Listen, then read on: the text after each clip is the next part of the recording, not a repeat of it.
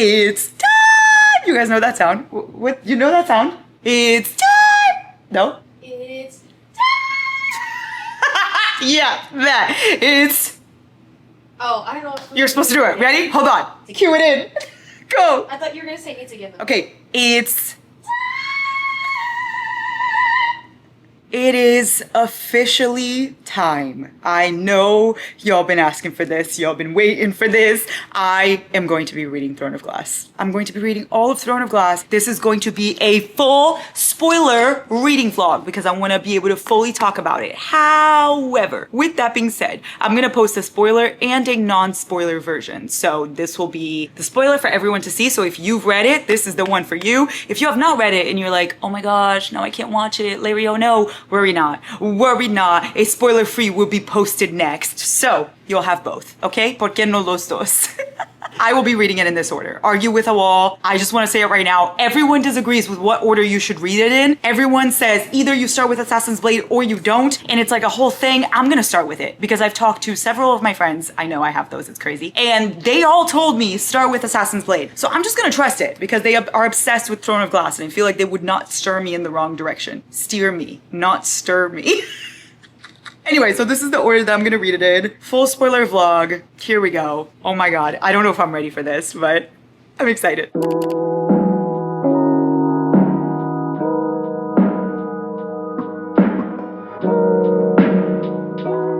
I am in a hotel room in Chicago for Lauren's birthday. We're here for like 3 days and I brought Assassin's Blade. So I'm gonna begin. And you know what? I double checked with everyone and everyone says I should read this first. So if you're one of the people that says I shouldn't read this first, then well, fuck. You know, it's just too late now. It's too late now. Let's turn on this light. There's like a light right here. Do you see it?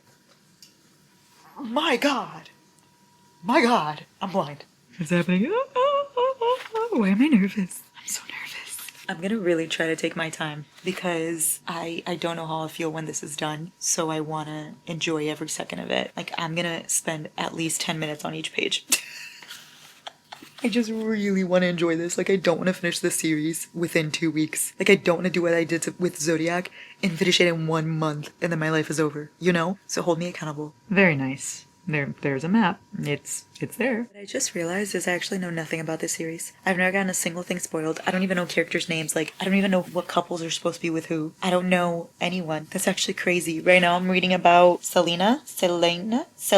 I'm reading about Selena. And she's 16 and she reads all night. So she's just like me for real. Except I'm no longer 16. I've only read one chapter, but King confirmed that Selena's a baddie. She's literally 16 years old, and she's braver than all these bitches. Okay, she's the only one going to retrieve the body. Everyone else fucking sucks. Also, are you wondering how I know her name Selena? How I know how to say it? Let me just fucking show you. In this video I posted, okay, the books I want to read in the fall, I said this. In a land without magic, an assassin is summoned to the castle. She has no love for the vicious king who rules from his throne of glass. Okay, but she has not come to kill him. She has come to win her freedom. If she defeats 23 murderers, thieves, and warriors in the competition, she will be released from prison. Oh, to serve as the champion. Her name is Saliana. And then the top comment in that video, you guys, is Larry mispronouncing every single thing about Throne of Glass is sending me. Girly, it's Selena. Me, Kaliana. And then someone else said Selena Sardothian. So that's how you say her name. Thank you guys so much. This is how you say it. I now know. And I now will not embarrass myself again. So thank you, bestie Life Survivor, who commented that. And thank you, bestie Lauren, who commented that.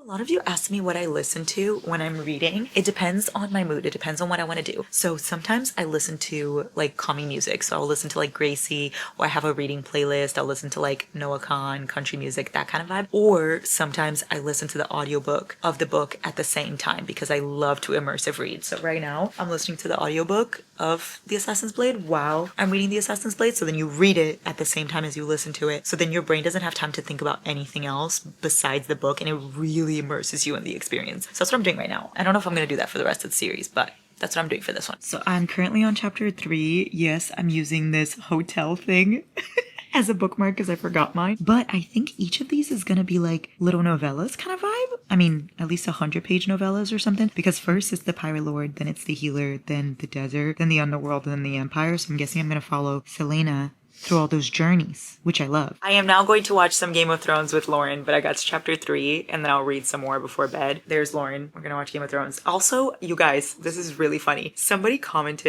said that they're new here. So if this was you, here's me replying. They commented that they're new here and they were like, does Lauren live with you and Giant? And then someone else was wondering if we're all together. We're a throuple. No. But it's my house too. We're not. Lauren is our child. So picture like Leonard, Penny, and Sheldon, or picture Joey, Chandler, and Monica, or picture. Why am I the stupid person in every one of those? Whoa, scenarios? stupid! They're my favorite characters. I thought you were gonna say they were friends. They're my favorite characters. I literally just feel absolutely fucking attacked. Anyway, one thing about me is I love Sheldon Cooper. Oh wait, I got that mixed up. I thought, well, Joey is stupid. No, but Joey's silly. No, He's a little goof. Anyway, But listen. the other one, I was thinking of Penny being stupid. Oh, I know that's the trope. Lauren, stop calling people stupid. Listen, Lauren, what's happening? Listen, or picture I'm in this hotel room too. Picture Marshall, Lily, and Ted. Lauren's Ted. Doesn't everybody hate Ted? I don't know why. I love Ted. That's my unpopular opinion. I fucking love Ted. I also love Ross from Friends, though. Everybody hates Ross. I love Ross. Argue with Why the am I wall. the villain in like every? You're not a villain. He's the main character. Everybody Ted is hates the main Ross, character. though. Well, you're not Ross. Oh. You just brought up Ross for some reason. You were like, or think of this. Okay, anyway, Lauren's getting besides the point. The point is, Lauren lives with us forever. Don't try to kick Lauren out. Ever. She lives with us till the end of time. Lauren and I met 10 years ago. And I told Giant when me and Giant had our first date, hey, by the way, my best friend is a package deal. And here we are. So I hope that explains it. I'm gonna go watch Game of Thrones now. I'm straight up not having a good time. I just want to let you guys know. When will we not having a good time? I'm having a great time, guys. No, like, I'm glad that at least one of us is doing well. If you haven't watched Game of Thrones and you don't want this spoiled for you, skip this. That was your one and only chance. What the fuck is this? I did not read any of Assassin's Blade at the hotel. Like, I read like 2 chapters and then I just watched Game of Thrones all weekend. So here I am back in the humble abode. Is that how you say humble abode? I think so. Anyway, I have decided. I'm reading right now. Haven't gotten far at all, okay? I'm still in the pirate moment. But I have decided that I don't like Sam. I said it. I don't like Sam. Do you think Sam's gonna be important? Because so far I don't like him. I hope he's not important. And I hope that he's a very whatever character due to the fact that I'm not really vibing with him. He's just very bland. I hope this doesn't come back to bite me in the ass. These names are low-key starting to all look the same to me. Like, we have a stag that's apparently Lord of the North. Hello? And then you have a Darlin's Assassins, which I think are them. But then Arabin Hamill's protege. I thought Arabin was the same person as a Darlin for some reason. I don't know who that is. I don't know where this stag came from and why he's the Lord of the North. I thought Jon Snow was Lord of the North. I know only one king, and that is the King of the North. What the fuck is this? Standing by my thoughts that I feel nothing towards Sam. I'm so sorry. I don't know if Sam's gonna be important, but I really just don't feel anything towards him. He's kind of annoying. Like, he's just there, and he pisses me off. You know, those characters that are not really doing anything to anger you, but they anger you? That's for some reason me with Sam. Like, he hasn't done anything wrong, but I hate you. I just finished part 1, which was the Pirates one. Now I'm in the Assassin and the Healer, and I will say I already changed my mind. I like Sam. Remember when I said I didn't like Sam? Oh, poor Sam. I don't know why I did that, because now I like him, okay? That ending of part 1 really got me. I just love their banter and their dynamic, and I feel like he is maybe possibly going to be important, but my first impression of him was just not good. I'm so sorry, Sam. Next up. Laying here reading The Assassin's Blade, and I finished the Healer part. I really liked that one. I like that it's like a couple short stories for you to get to know the characters. I feel like that's what's happening. Like, nothing's being set up for the other books, but I feel like they're just letting me meet Selena's character. You know what I mean? Like, I'm just getting to know her and see her story. Anyway, I loved the Healer part. Now she's in the desert, and I will say I miss Sam. How did I get here? I miss Sam. Guys, I'm putting my ranking over here, a screenshot. I did this filter on TikTok, and it's a like Throne of Glass characters filter. And obviously I don't know any of these characters, so I just like predicted where they would go. And that's my final ranking as of right now. So let me know if you guys think that this will change. We'll see. I'm very confident in my top 2. I feel like they're great. I'm not very confident in anything else. Why is Selena giving Bella right now? Bella, where the hell have you been, Loca? She goes, I've never given much thought to how I would die, but drowning sounds good.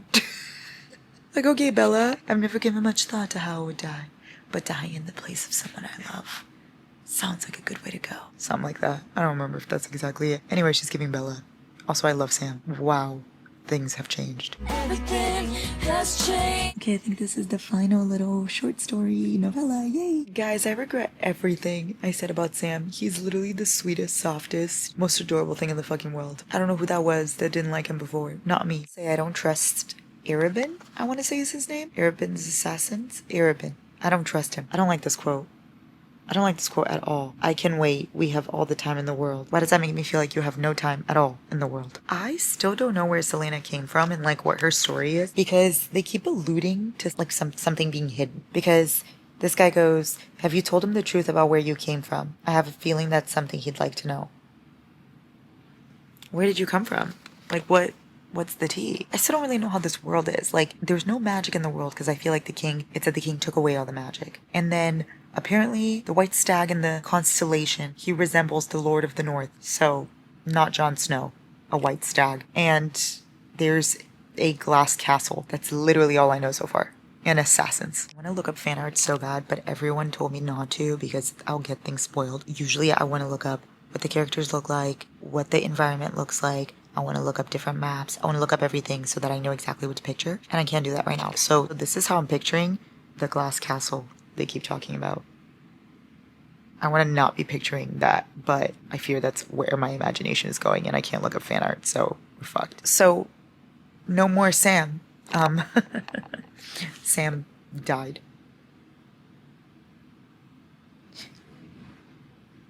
I don't really even know how to, what the fuck? I'm sorry, what just happened in there? What was that? Huh? Guys, I need someone to explain something to me. Sam, where are you? Sam, show yourself because this cannot be true. Oh yeah, Sam died. Sam is no more. I had a rocky road with Sam, and now that he's gone, I miss him. And you know what? I didn't appreciate what I had until it was gone, till it was taken from me. Oh, Sam, I'm so sorry. His little burnt body. Why do I want to cry? Because I don't like sharing my belongings, you psycho bitch. Knew I didn't trust you. I knew I didn't trust you. My noggin is always right. There's the stag. That's nice. He's in the front too. There's our Lord of the North right there. I love this. My name is Selena Sardathian and I will not be afraid. Patty. I finished The Assassin's Blade. Oh my god. That was 450 pages, I think. And it was such a quick read. Like, once I actually started reading it, because of course I was in Chicago for the beginning of it, so I wasn't really reading. But once I actually started reading it, it was so fast. And it was just a bunch of, like, short stories for you to get to know Selena's character, which I really enjoy because here's Stone of Glass. It says that her name is Selena Sardathian, and she goes to the throne of glass, like summoned by the king. So I'm guessing the lore that people talk about is if you start with this, you meet Selena's character and you see how she got to where she got. And then if you start with this, you don't know Selena yet and she's already there. And then if you go back to this later, it would be like a prequel. You know what I mean? You would be going back in time, which I do hate doing that. I hate like going back and learning things. I'd rather learn them before. And I feel like now I'm already attached to Selena, so I'll probably enjoy this more because I already am invested in her before I even start because I got these short stories. Does that make sense? So I feel like that's the thing about when people say if you should read it first or not or whatever. So far I'm only seeing the benefits of reading it first. I haven't seen the downside yet, but we'll see. Like, once I get to where people say you should put The Assassin's Blade, I'll let you know if I would have thought differently had I read it then. But as of right now, I'm glad I read it first. Anyway, I'm rating this 4 stars. I ate that up. I really did. Me and Sam, we had a rocky start, but you know what, Sam? My heart's with you, dog. I really love you. You're so soft. And, well, you were. Oh, Sam. Anyway, Selena, she's a baddie, and I loved reading about her and the Pirate Lord, the Healer, the Desert, the Underworld, and the Empire. Like, I feel like she can go through anything. So now I kind of want to go through the series with her, you know? I have seen a lot of names that I haven't seen yet. Like, you guys remember the rating filter I did? There were so many names I haven't seen. Like, Selena wasn't even in that filter. So that's really interesting to me, because I feel like I haven't met anyone. But whatever. I'm invested in Selena.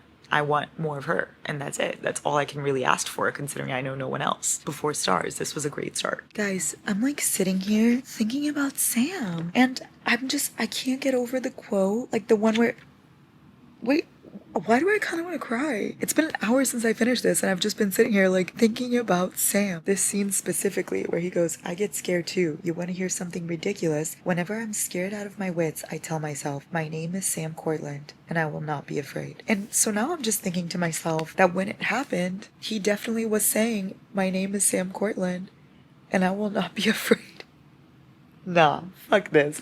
What? Guys, I had to start literally recording on my phone because I have been sitting in the car for the past hour, I think. How long has it been? Okay, I finished Orange Theory at 9:30. It's 10:15. And I have just been sitting here thinking about Sam.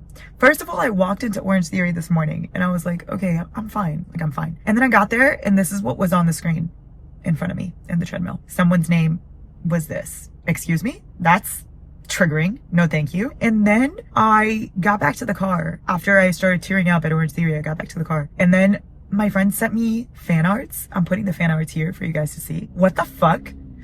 Like, what the fuck? This is like hitting me in waves. Like last night, I didn't cry when it first happened. And then I cried after. And then I was like, I'm fine. And then this morning I started crying. And now I'm like, is this gonna keep happening? Am I gonna keep thinking about this character that I literally knew for 5 seconds? Like, what a Monday morning, you know? And I finished Game of Thrones literally this weekend. And I've been going through it.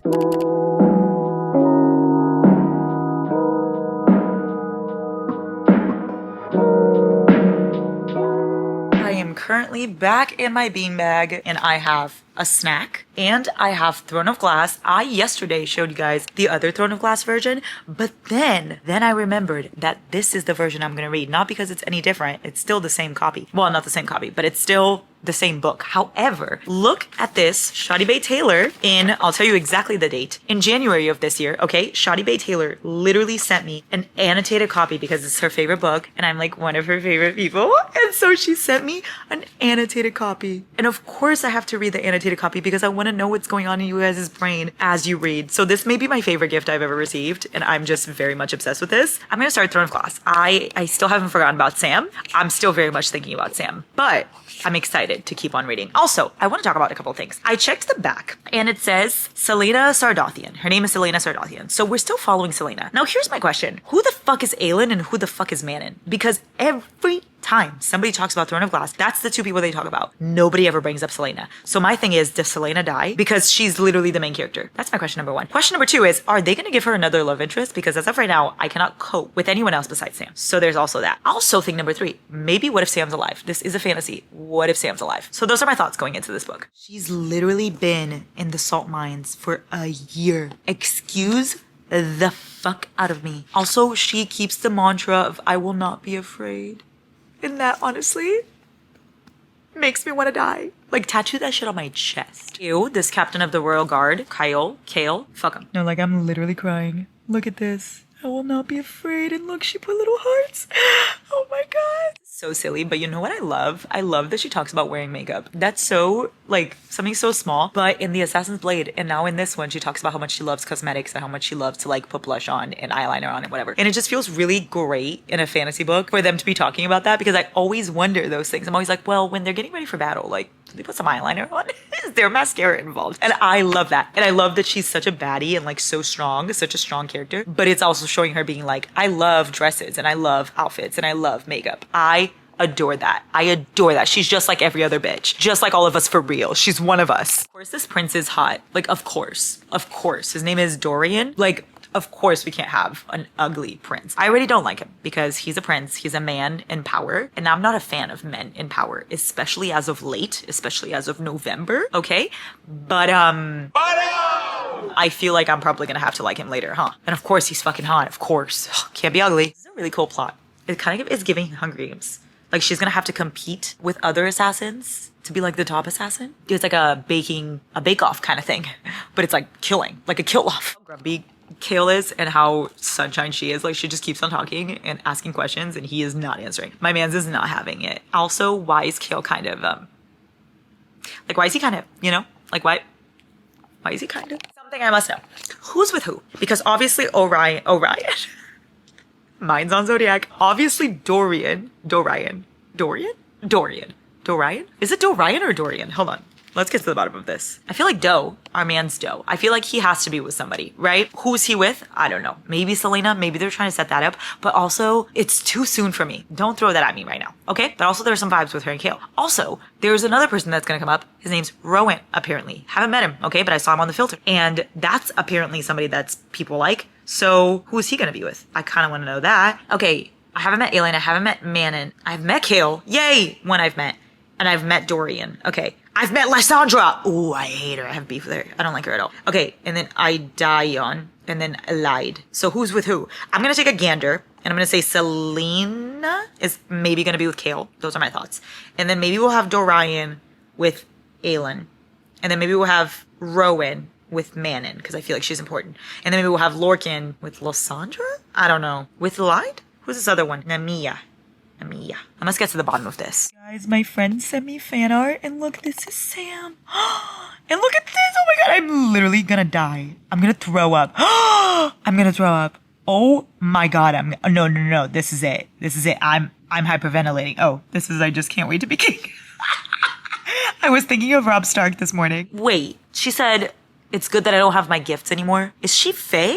The fuck? When did this happen? I thought she was just an assassin. Is she an assassin or is she Fae? Or is she a Fae assassin? Or is she just a girl? Here's the problem. I have the brain of a fucking goldfish. You know, in Ted Lasso, when Ted tells Sam, be a goldfish, Sam. Be a goldfish. That's me. I'm the goldfish. Larry, the goldfish, okay? Because my brain, it just conjures up the weirdest fucking fan art when I can't look up fan art for myself. And my friends told me, don't look up fan art because it'll spoil stuff. So I haven't looked up what any of these characters look like. I usually like going into a series. You guys saw when I read Zodiac. Like immediately after the first book, I looked up fan art and fan edits and stuff so I could see what people look like so that I know what to picture. And then I can like vividly create the entire world in my brain. Because I'm not doing that with Throne of Glass. I'm picturing things that I don't want to be picturing. I'm not gonna lie. Let me show you so far what I've got in my brain. This is what the castle looks like to me. Is it a glass castle? No, it's an igloo. 100%. They've introduced Dorian. This is Dorian.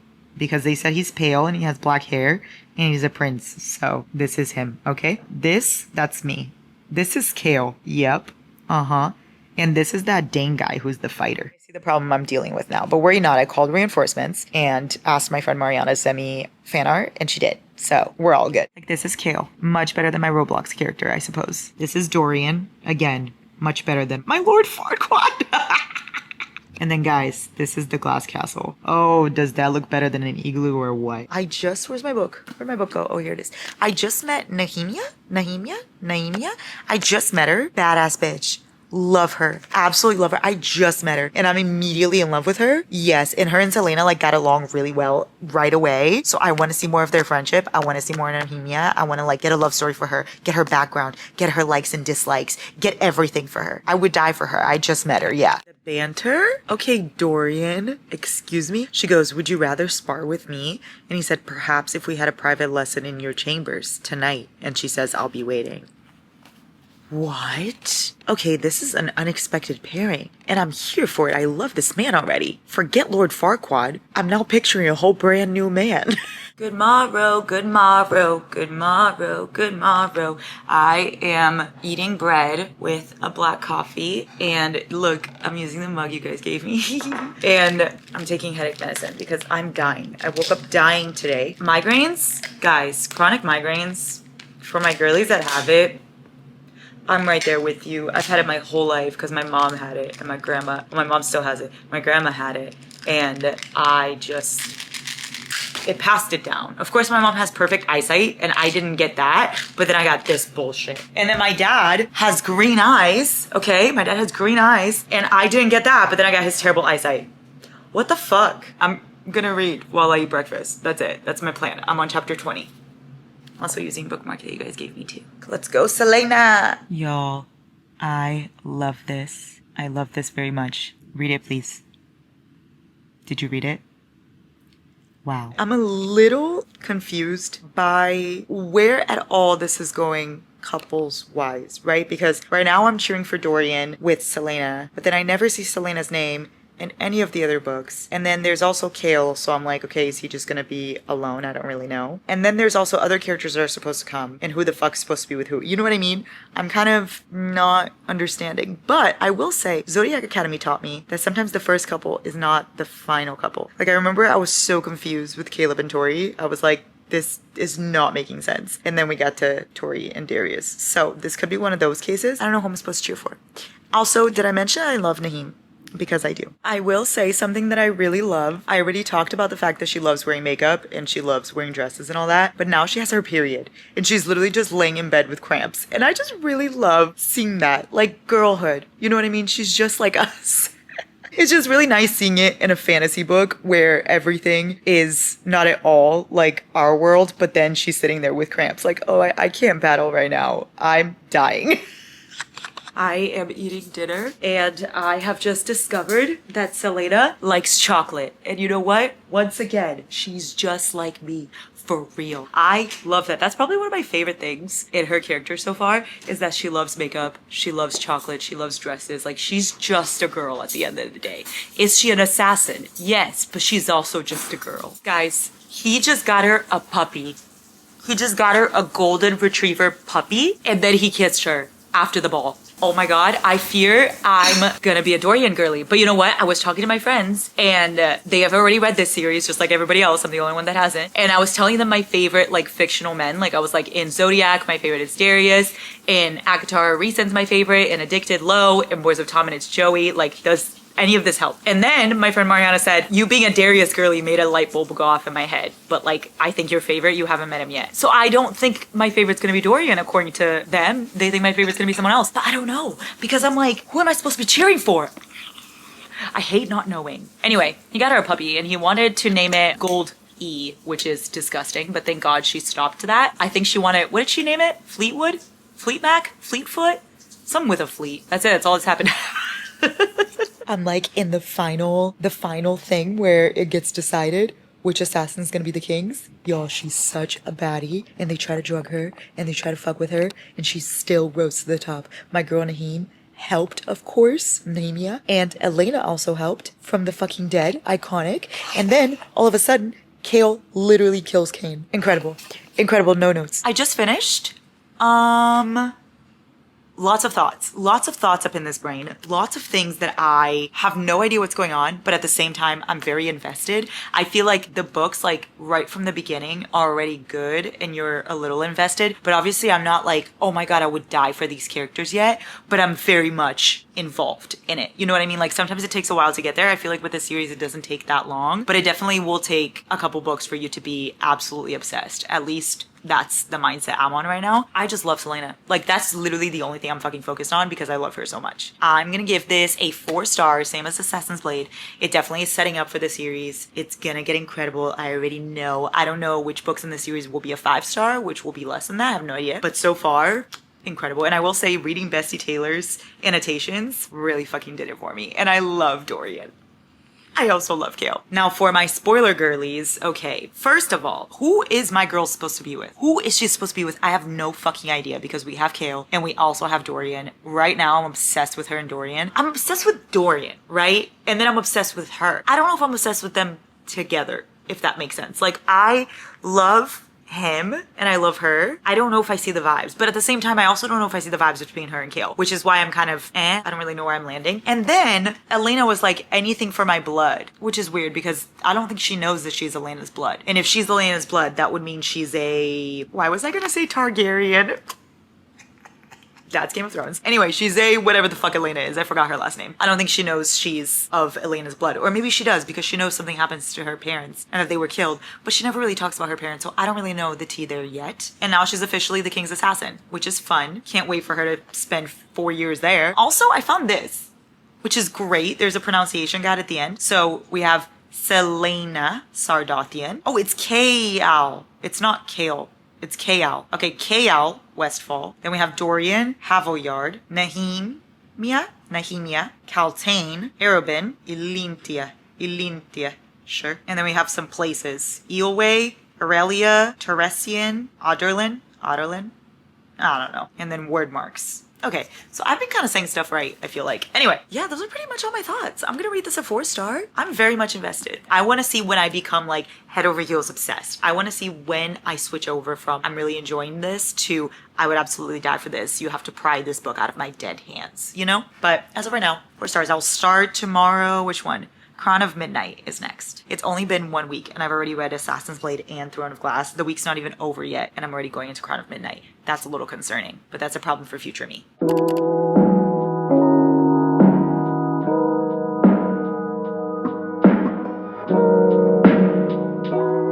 Ready to start the next one. What do I expect of this one? I don't know at all, actually. I guess it's gonna be showing her as the king's assassin. So maybe like kind of like Assassin's Blade, but maybe it's gonna be showing her like trying to overthrow some shit. I don't know. But I'm excited nonetheless. I'm already invested, like I said. I just started, but you know what's absolutely fucking sending me? The fact that Dorian and Kale literally went to her, got her to do this competition, wanted her to win to become the king's assassin. And then when she becomes the king's assassin, they're like, oh my god, she's gonna have to kill people. Well, fucking yeah, you're the one that put her in this position. With that being said, I don't believe anything that's going on. I know my girl like the back of my hand. Hey, that's new. And I don't fucking believe it. I said what I said. Finally, fucking finally, Aelid was mentioned, y'all. Finally, I'm getting to some characters that I've actually heard of. Yay. Aelid Galathinius. So they were wanting to put her back in the throne of Terrence. I don't know what that fucking means. They say she's alive, but apparently everybody thinks she's dead. I don't fucking know what any of it means, but at least her name was mentioned, and that is a win for me. Weird things are going on, y'all. I just got to chapter 18, so I've read pretty much 140 pages. I have no idea what to believe. Like Dorian, apparently, there's something inside of him too. There's some sort of magic. I feel like people are going to be magic, but I just don't know how much magic and who is going to be magic. Because so far, there hasn't been any, which is interesting. I will say, Kale, he's so fucking cute. Y'all, I can't help it. He's adorable. Like, look at this scene of them dancing outside. And she goes, the rest of the world quieted into nothing. In that moment, after 10 long years, Selena looked at Kale and realized she was home. Excuse me? Excuse me? I don't know how to feel. I fear her and Kale are really cute. Fuck. What team am I supposed to be cheering for? Last book I was like, oh my god, her and Dorian. This book I'm like, oh my god, her and Kale. And yet I still don't have anyone that I'm like passionate about. You know what I mean? Like, I love them all. I don't know, something about them together is not clicking. I'm really fucking upset about this. I would be the greatest fool in the world to let you go alone. Wow, So she's talking to Mort, right? And Mort is this to me. Live footage of Mort, guys. This is him. No further explanations. What is happening? What is going on? I just went to go make some tea. I came back and I started reading, and things are not going well. Things are not going well at all. I just made some tea so I could feel comforted and like read at night in my beanbag with my tea, but things are not going well. What the fuck? How? What is happening? I'm really concerned for Nehemia. I'm scared. I'm scared. I'm scared. What is happening? What is happening?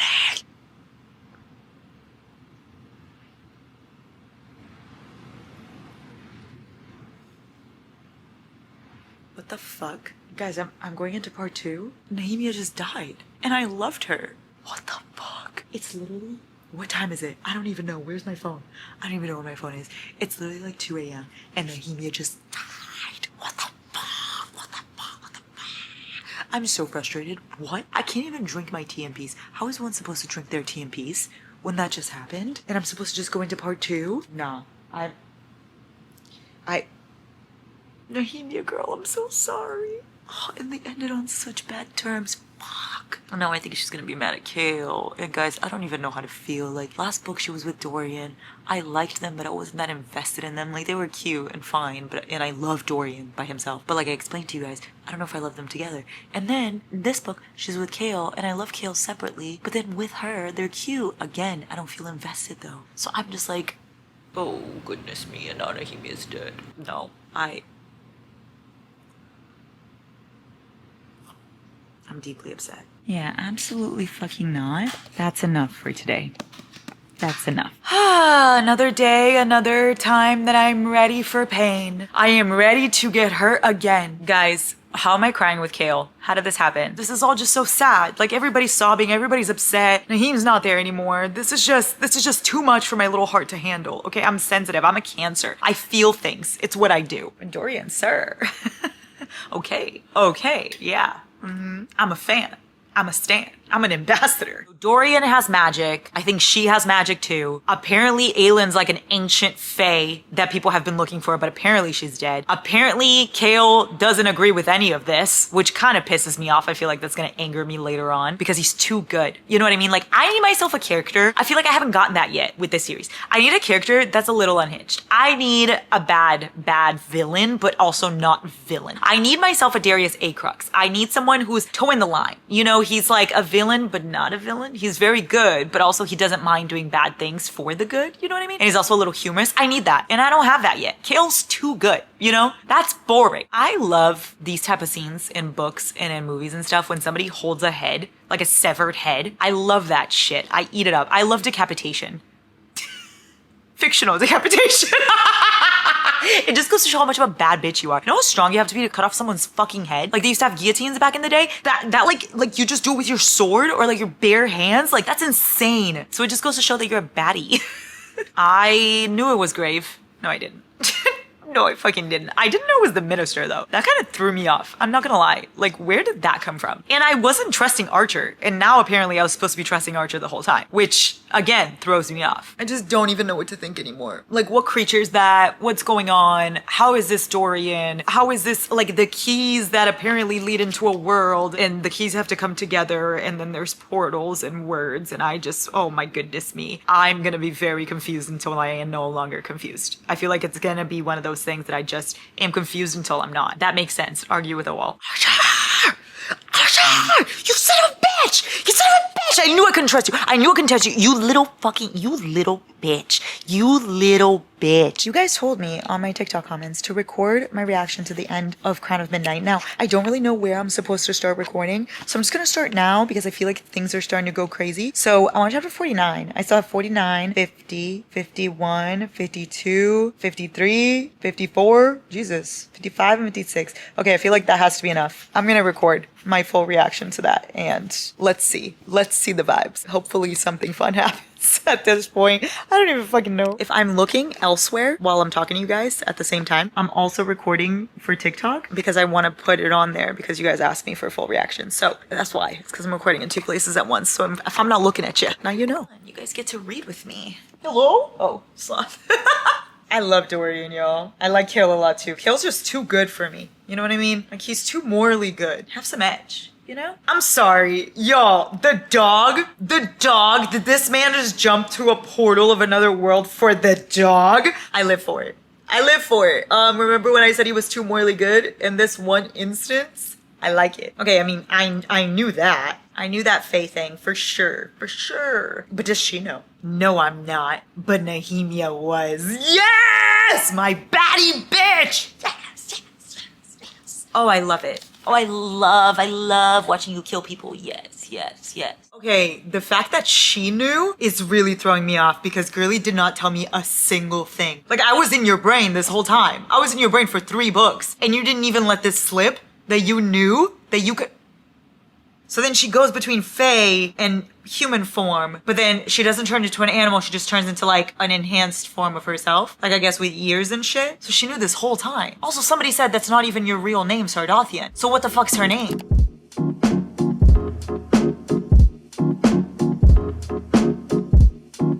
What words? What does that mean? Yeah, my question exactly. Oh, I love you, I'm sorry. Okay, Gracie Abrams. My God. She whispered a date. Not even a year.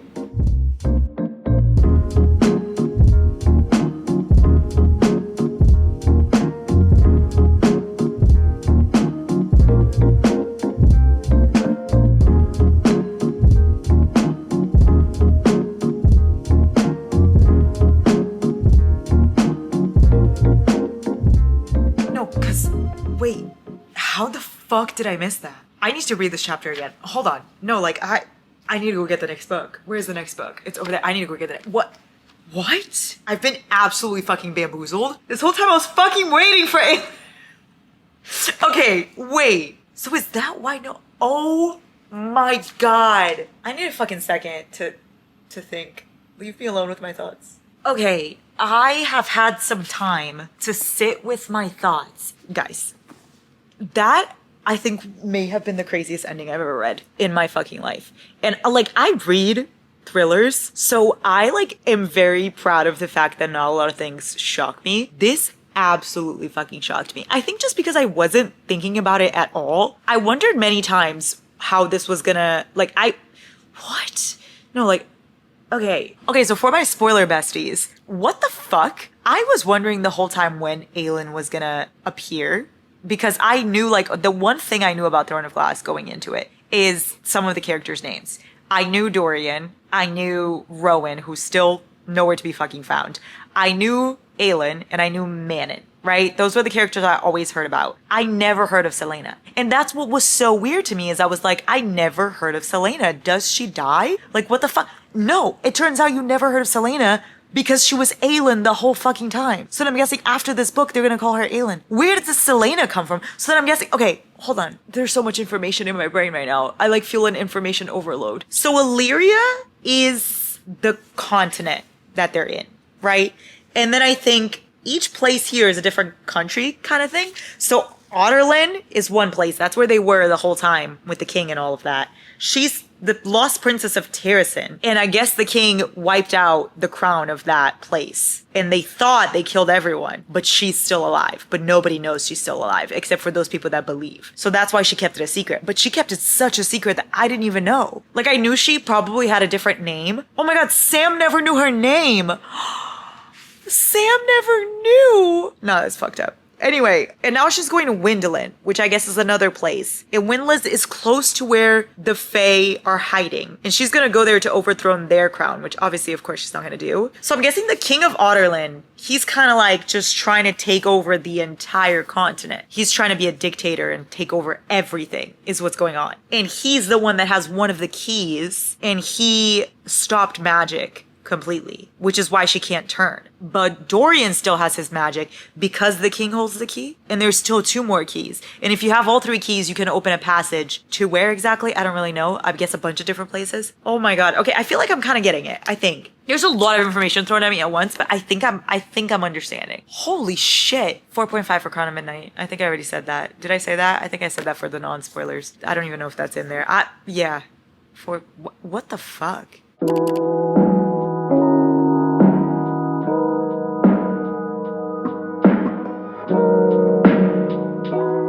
I'm so ready. I'm so ready to start this one. I'm literally dying. It's been, how long has it been?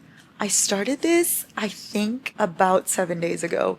And I'm on Airfire. I've read 3 and I'm on the 4th one. I don't know if I'm going to be able to read after this. Like, after this series, like, how will I be able to read anything? I think all of a sudden I won't remember how to read. It happened. You guys, I'm about to fucking bark. You guys.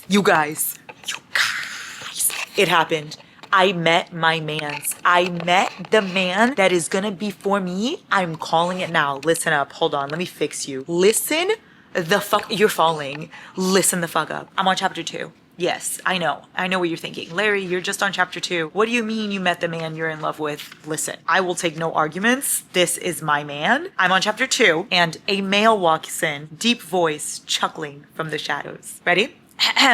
Tall, broad-shouldered, every inch of him seemingly corded with muscle. He was a male blooded with power. Are you guys ready? Silver hair gleaming. Okay? A wicked-looking tattoo etched down the left side of his harsh face. Whirls of black ink stark against his sun-kissed skin. And then she goes to ask him for his name, and he's like, you've gathered enough about me at this point to have learned what you need to know. And she goes, fair enough, but what am I to call you? And he just goes, Rowan.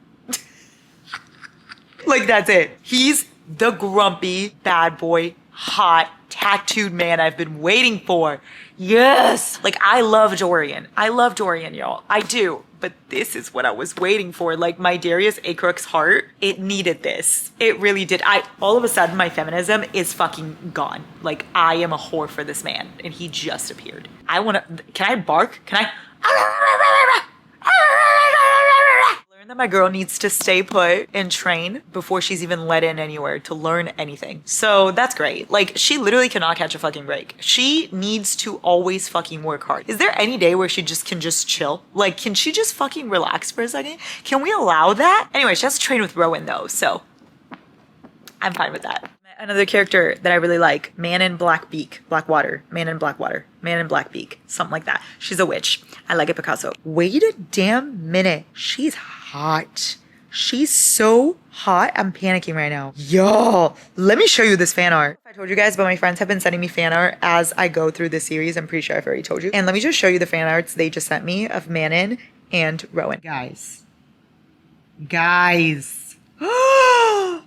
Oh my god, Mother of Dragons, is that you? I'm hyperventilating. I'm frothing at the mouth. Guys, oh Oh my god. A man. Oh my god, can I be that fucking bird on his shoulder? Can that be me? I'm just a girl.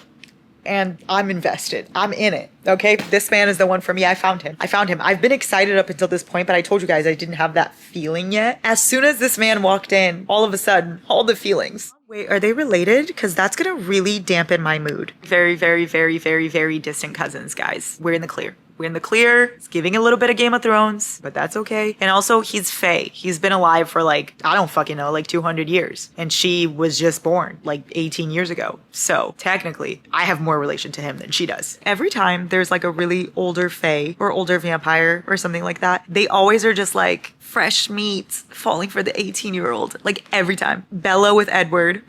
I don't know why that was the first thing that came to mind. Elena with Stefan and Damon. Like every time there's just this really old being. They're like, that 18-year-old right there, that girl who just left high school, she's it for me. The banter is eating me alive. Look at this. He goes, the world is far bigger and more dangerous place than you can imagine, girl. Consider yourself blessed to receive any training, to have the chance to prove yourself. And she says, I've seen plenty of this big and dangerous world, princeling. And he says, just wait, Aelin. And she goes, don't call me that. And he says, it's your name. I'm not going to call you anything different. Do your worst. Wipe that smarmy, lying smile off your face. I don't know what you're talking about. I don't feel like dealing with it, and I'm probably the only one who doesn't give a damn about how angry and vicious and awful you are underneath. I don't think you particularly want to see how angry and vicious and awful I am underneath. Go ahead and be as nasty as you want, princess, because I've been 10 times as nasty for 10 times longer than you've been alive. Now shift. Shut your smart-ass mouth and shift. My man's. What the fuck is a wyvern? Wavern. What the fuck is that? Why are they acting like that's like a broom or something? And Manon's about to go on one, and I'm scared. We have gotten to the bottom of it. This is a wyvern. It's a dragon with 2 legs. Kind of looks like a dog. Someone just said that you pronounce Manon like Manon. Is it not Manon? Because it's Manon to me. Have you guys had these Oreos? Because they are so good. I just got back from the dentist, and the right side of my face is really numb. But I have another appointment in a little, so I don't want to go back upstairs. So I've been reading. And the chapter I just read, you guys, chapter 21. I can't scream, okay? But Rowan, he grins. And then he goes, there you are. When she finally fucking shifts, okay? And then he bit her. Why was this low-key attractive? Also, he's so sweet. Like, look at this. You're worthless. You probably would have been more useful to the world if you'd actually died 10 years ago. Aw. So this is love. La, da, da, da. Okay, I'm gonna go back to reading a little bit, and then I'm gonna go to my appointment. I'm taking my wisdom teeth out next week, guys. So, that's gonna be fun. Maybe I'll take you with me and read while I'm there. Well, I can't read while I'm there, but I'll read afterwards. Rowan. My man. Thank you to my man. One thing about me is I will always listen to Taylor while I'm reading, and so I'm listening, and the songs are now giving Throne of Glass. I'm connecting lyrics, you know what I mean? Like, look at this song, guys. This is one of my favorite Taylor songs. Very underrated. Say it once again with feeling how the death rattle breathing, sitting in a tree. D-Y-I-N-G. Guys, I can't.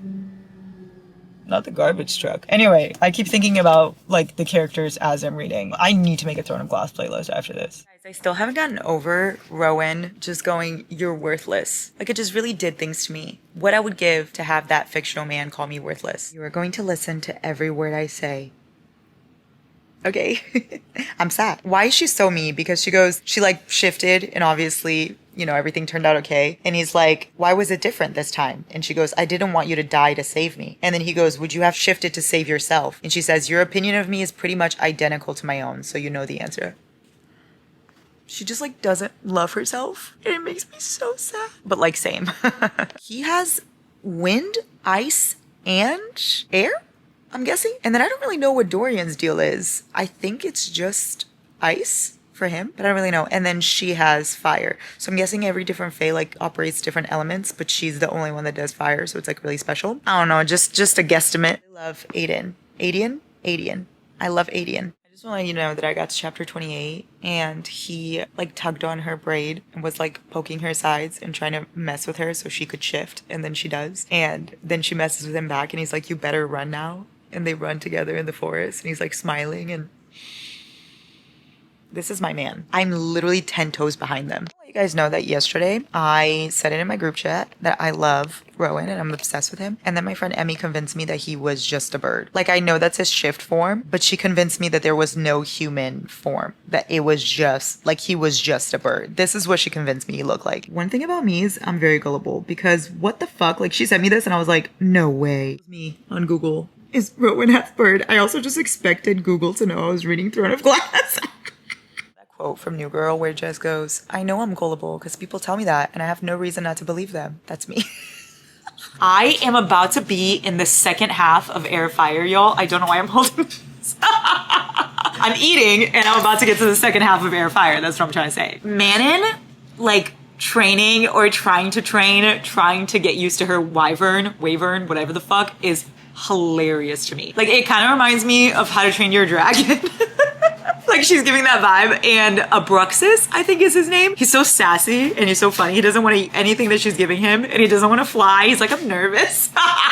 Me as a wyvern. I would like to inform the class I finally got to a Rowan POV. So therefore my reason for living, it's here. This is my dinner. I made brown rice with fish and corn and Lauren said it's not aesthetic looking. How can you look at this and tell me it's not aesthetic? I am the it girl. Meanwhile, one thing I love is the Fireheart nickname. And guys, I'm gonna wait till I finish the series. I promise I'm not gonna pull an Akatar, but I wanna get tattoos. They're itching in my brain cells. I'm already thinking, and so many of you guys have messaged me already saying new tattoos loading because you know me so well. And remember during my Akatar vlog, I was like, tattoos. Granted, I waited until I finished Feyre and Reason's book. So like, I feel like I kind of waited. Regardless, Akatar is not a finished series and I did get the tattoos for it.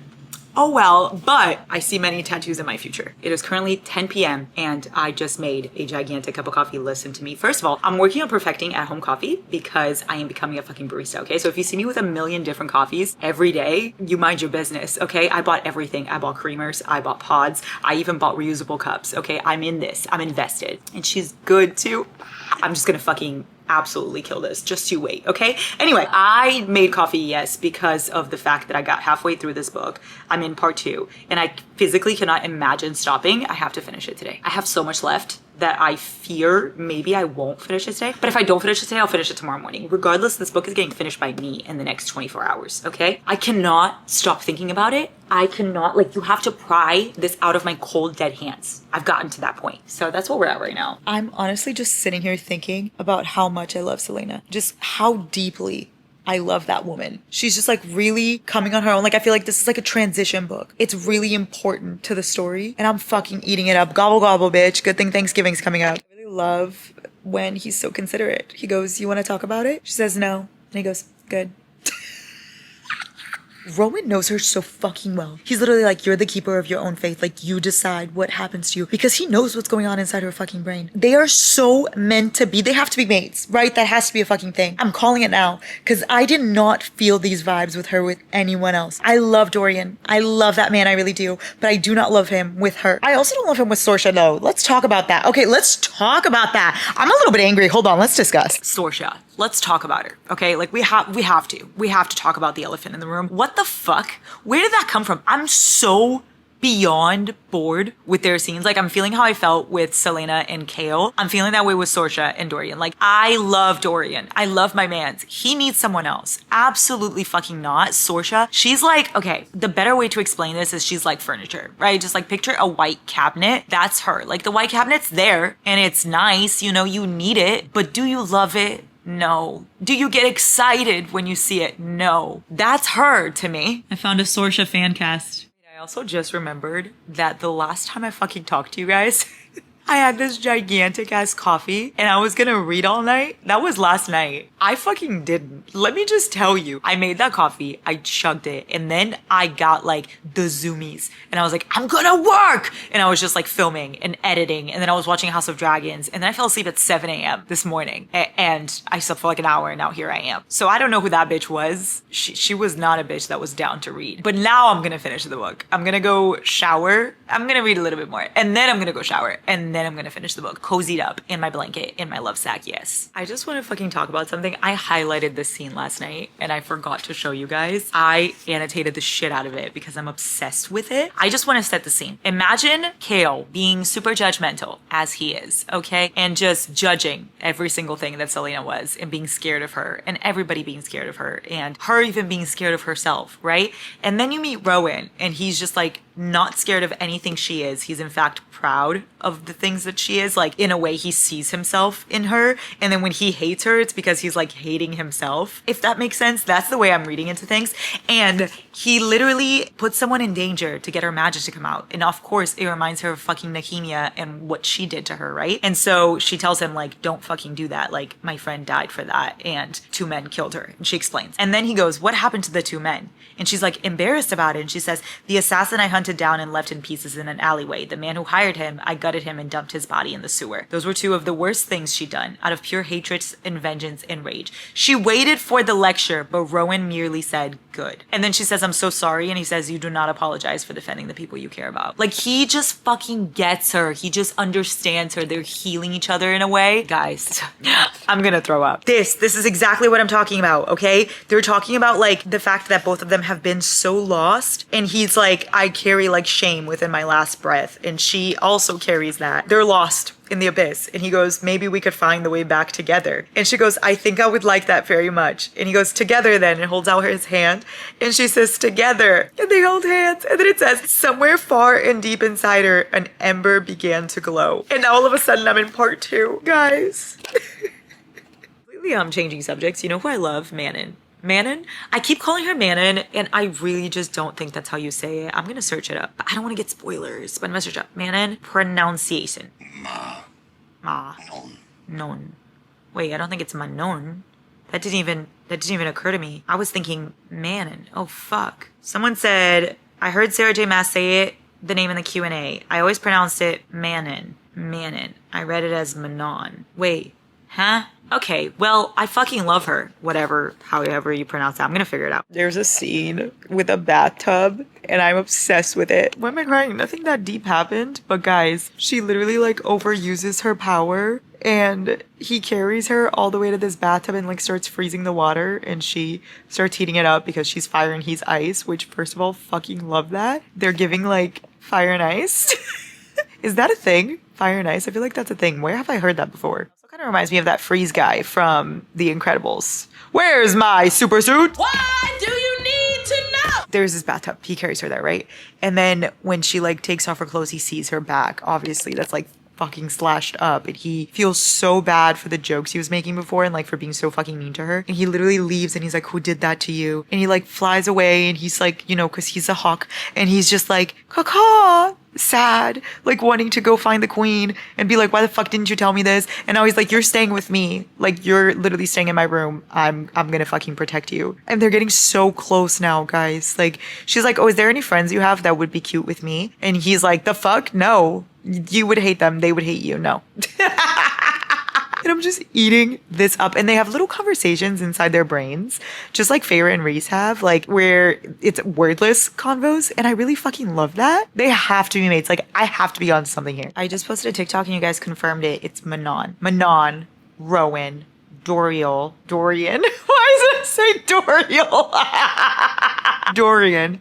Kale. When did I start like being such a Kale hater? How did this happen and for what? My mans did nothing, but all of a sudden I hate him. Anyway, I just think he's so judgmental. He reminds me of Matt. And she's not flying a wyvern, she's flying a wyvern. Wyvern. Yeah, I'm getting it. I love Selena so much. I'm starting to love Manon so much. Like, how important are female characters? Guys, I want to just sit and cry all day. But I'm getting my period, so also be kind to me. That's why, okay? But like these really strong, powerful female characters that we get to read about and watch in shows and just look up to are so important to have. And it just makes me so happy. I love reading about badass women and I love watching badass women and I love seeing that they come in all different ways. You know what I mean? That you can be so incredibly strong, but also be very emotional. But then you can be so incredibly strong and also be very detached and colder. And you can just be, and that's okay. And it's so beautiful. Oh my God. I want my chocolate. I'm getting my period. Guys, I'm just a girl. I'm gonna go shower and then I'm gonna go get my chocolates, set up my location here. I need to flip the beanbag to fluff her up a little, you know, and turn on the lights and stuff. And then I'm gonna finish this book. What the fuck? That was when they noticed that every musician on stage was wearing mourning black. That was when they shut up. And when the conductor raised his arms, it was not a symphony that filled the cavernous space. It was the song of Iwe, the song of Fanhero, and Melisandre and Terrasen, each nation that had people in those labor camps. And finally, not for pomp or triumph, but to mourn what they had become, they played the song of Otterland. What? What the fuck? She says, "You are needed, and I'll follow you to whatever end." And he says, "To whatever end?" And she nods. And then he looks at her and he goes, "Fireheart." I'm so fucking emotional. Guys, things are going horribly. Things are going absolutely fucking horribly. Nothing's going well from any POV. All I'm doing is just, there's nothing I can do. I could just watch from over here and eat my snacks and hope for the best. I'm sitting here basking in my fucking sadness. Like, to whatever end in Fireheart, mark my fucking words, those are getting tattooed on my body as soon as I get to Florida and my tattoo artist is near me. As soon as I read the words "to whatever end," and then as soon as I read Fireheart, that was it. Like, that absolutely fucking sent me. I already have ideas of where I want it. I already know, okay? I'm sure there'll be more to come, but that's immediately what I want. Anyway, I am sitting here listening to the most gut-wrenching songs while reading this because I have to. I have to feel the most pain that I can feel. You know, like there's pain and then there's like basking in the pain, you know, like I need to bask it. I need to drown in it, you know? So not only am I reading this, but also I'm listening to sad music on top of it. And I'm listening to "I'll Follow You Into the Dark" by Death Cab for Cutie right now.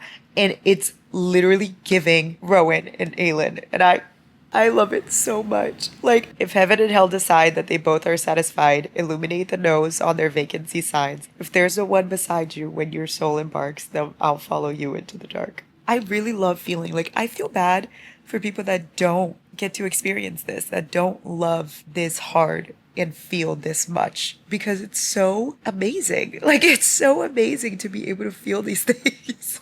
I have 2 tattoo ideas that I'm throwing out into the universe for you guys. These are for you. You can take them. 2 tattoo ideas. Ready?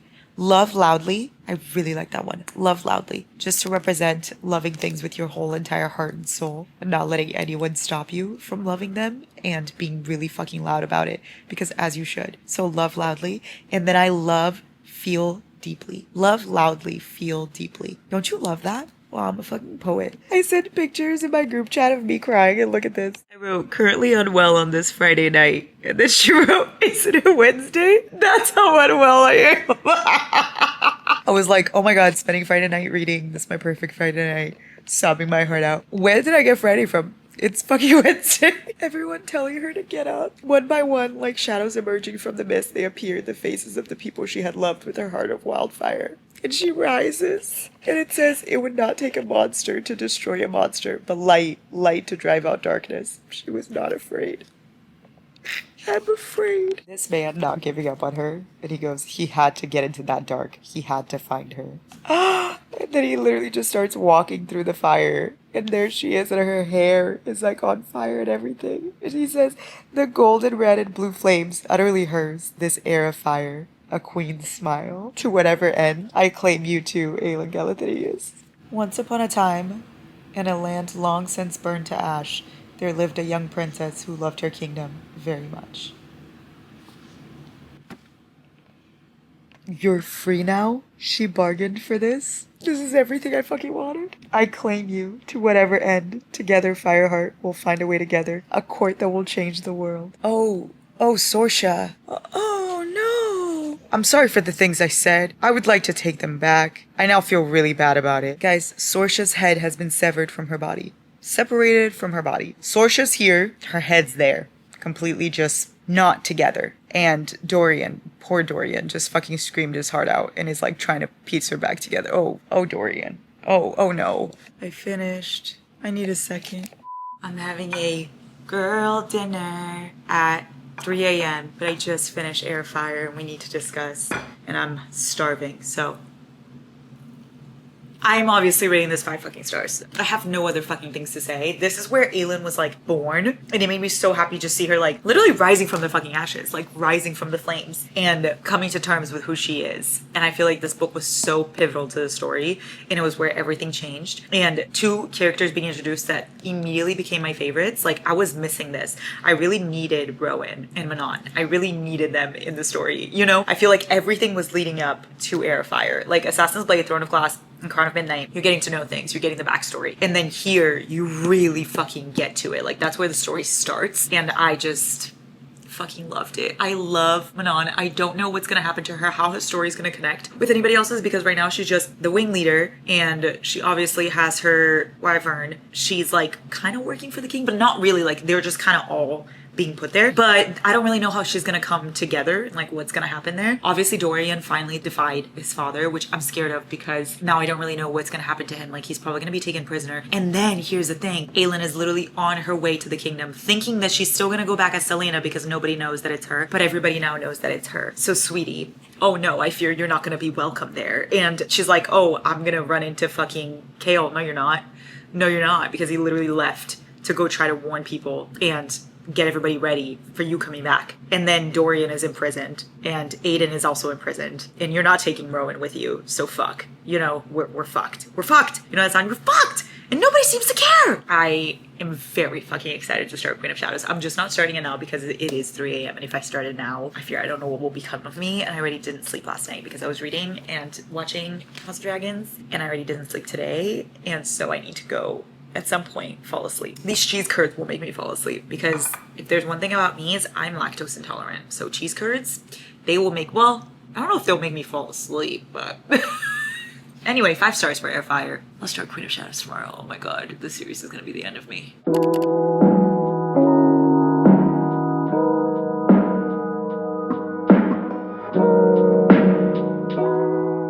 Thanksgiving. When you're watching this, it's literally not Thanksgiving, but it is for me. So, happy Thanksgiving. These are my vibes, y'all. Starting this today, have this ambiance, and not leaving this spot because my period is coming. And I don't know if I've ever told you guys this, but I have PMDD, which means it's like a premenstrual dysphoric disorder, and essentially just like your period on crack, right? So like it makes your fucking hormones and everything way worse than it normally would be. And it's like the week before your period is when it happens. Like the week before your period, you'll just be crying and depressed and sad and sleeping and not wanting to see anyone and anxious and the whole shebang for the entire week before your period. And then when your period comes, it goes away. So I'm going through it right now. But I think reading Queen of Shadows will help. Thoughts so far, guys. Giant made me put on this football hoodie. I mean, jersey. He makes me put it on every Sunday. It's literally not Sunday. It's Thursday. But he's making me put it on because there's a game. Anyway, so don't mind the style choice. First of all, I'm on chapter 7. I've read this much. I've been very, very slow, I will say, because I'm so fucking tired. I feel like when I'm about to get my period, guys, I sleep like the dead. Like I sleep like 24/7. It's actually insane. Anyway, can anybody relate? Please tell me you can relate. First of all, what's happening with Dorian?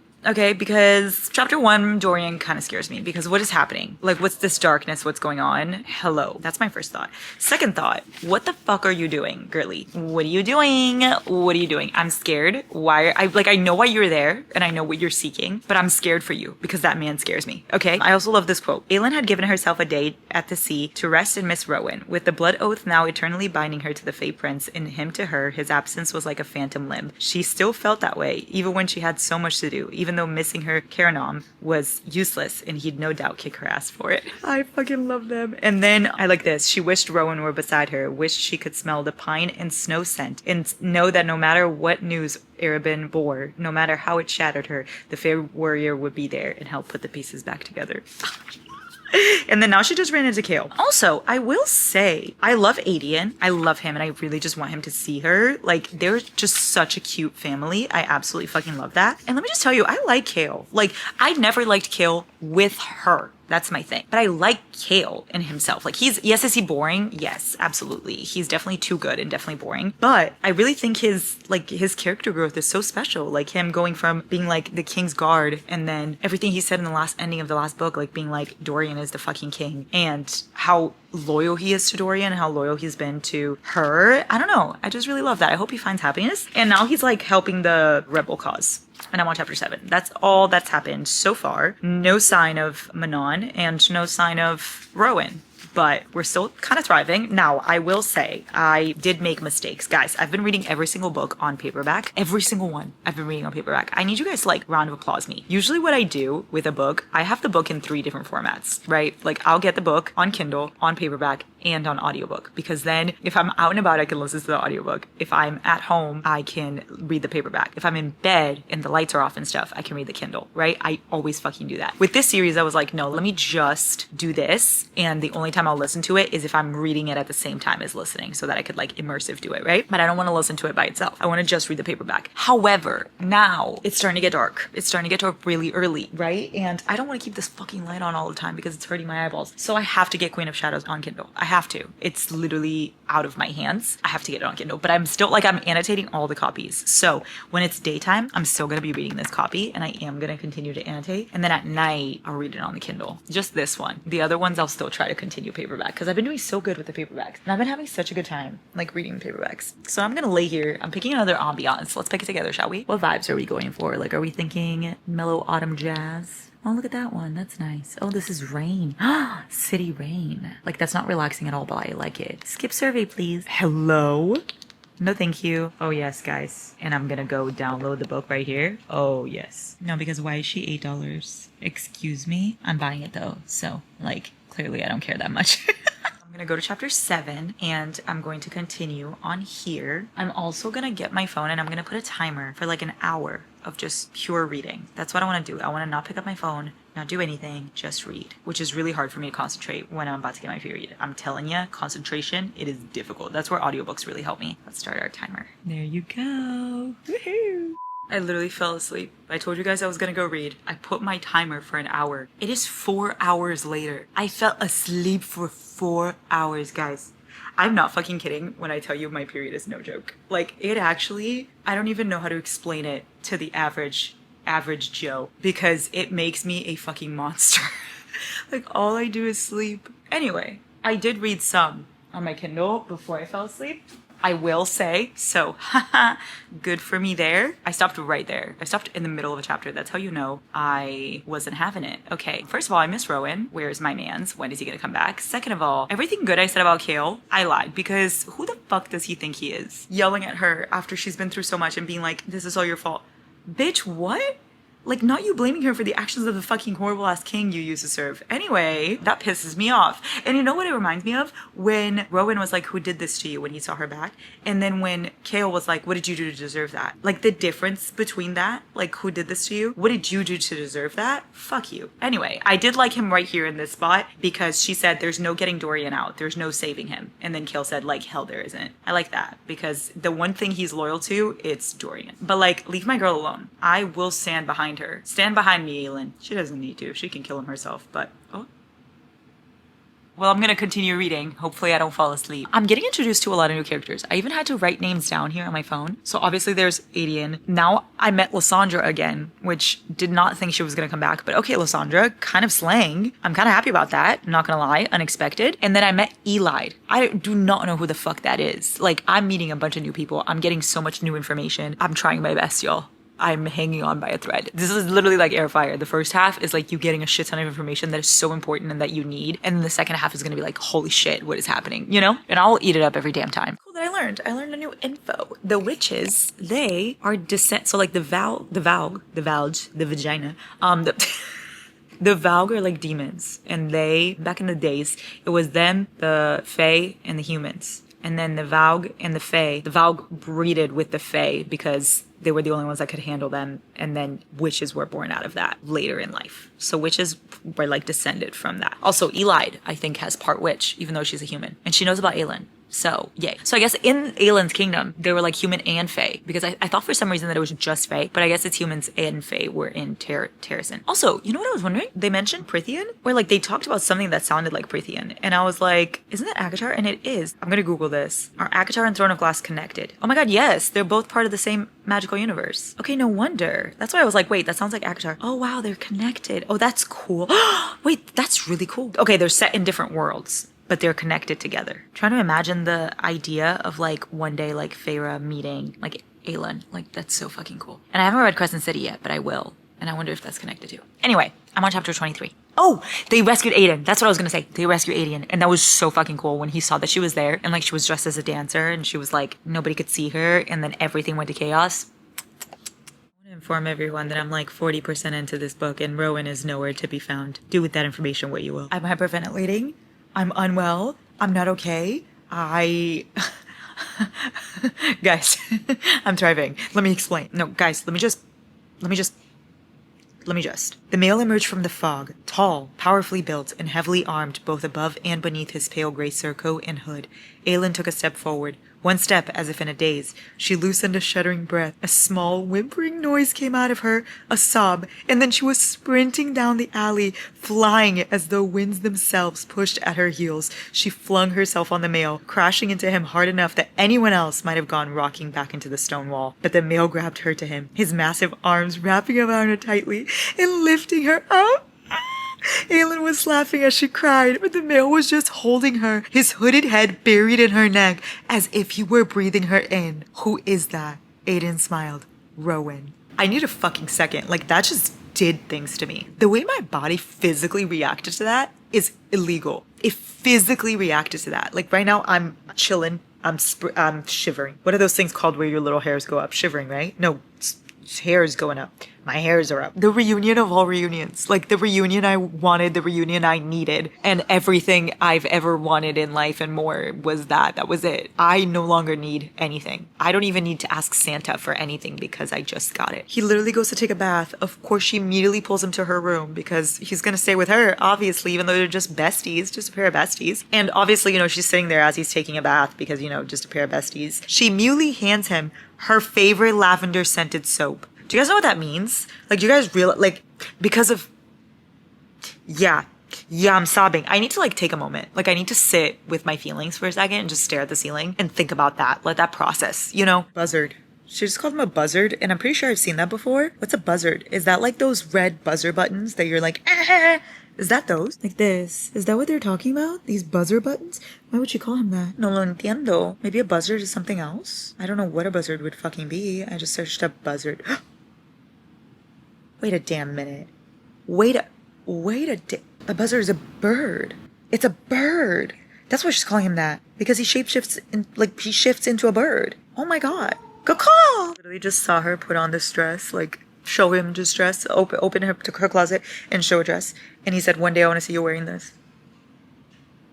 I folded like a pretzel. Rowan lunged for him, knocking back his chair hard enough to flip it over, but Aelin threw out her hand. The prince stood down. Okay. My new favorite thing is, guys, instead of if you're a bird, I'm a bird from the Notebook, if you're a monster, I'm a monster. I just really resonate with that one more. Can't breathe. I'm dying. I'm hyperventilating at this fucking part. She literally comes out wearing this like short pink nightgown and he's like, where's the bottom? Like, where's the rest of it? She's like, it's here. And she's like fucking with him. I miss them so bad. Like their banter, their vibes, the way they speak to each other, the way they understand each other, the way their minds connect, the way their like blood oath to each other, the everything. Like I have literally no fucking words. I've never wanted to say this sentence before. And now I feel like I have to say it. So just bear with me. I've never said it, but I miss them something fierce. Have you ever heard when people say, I missed you something fierce? I've never felt the need to say that. I never felt it. I was always just like, I missed you.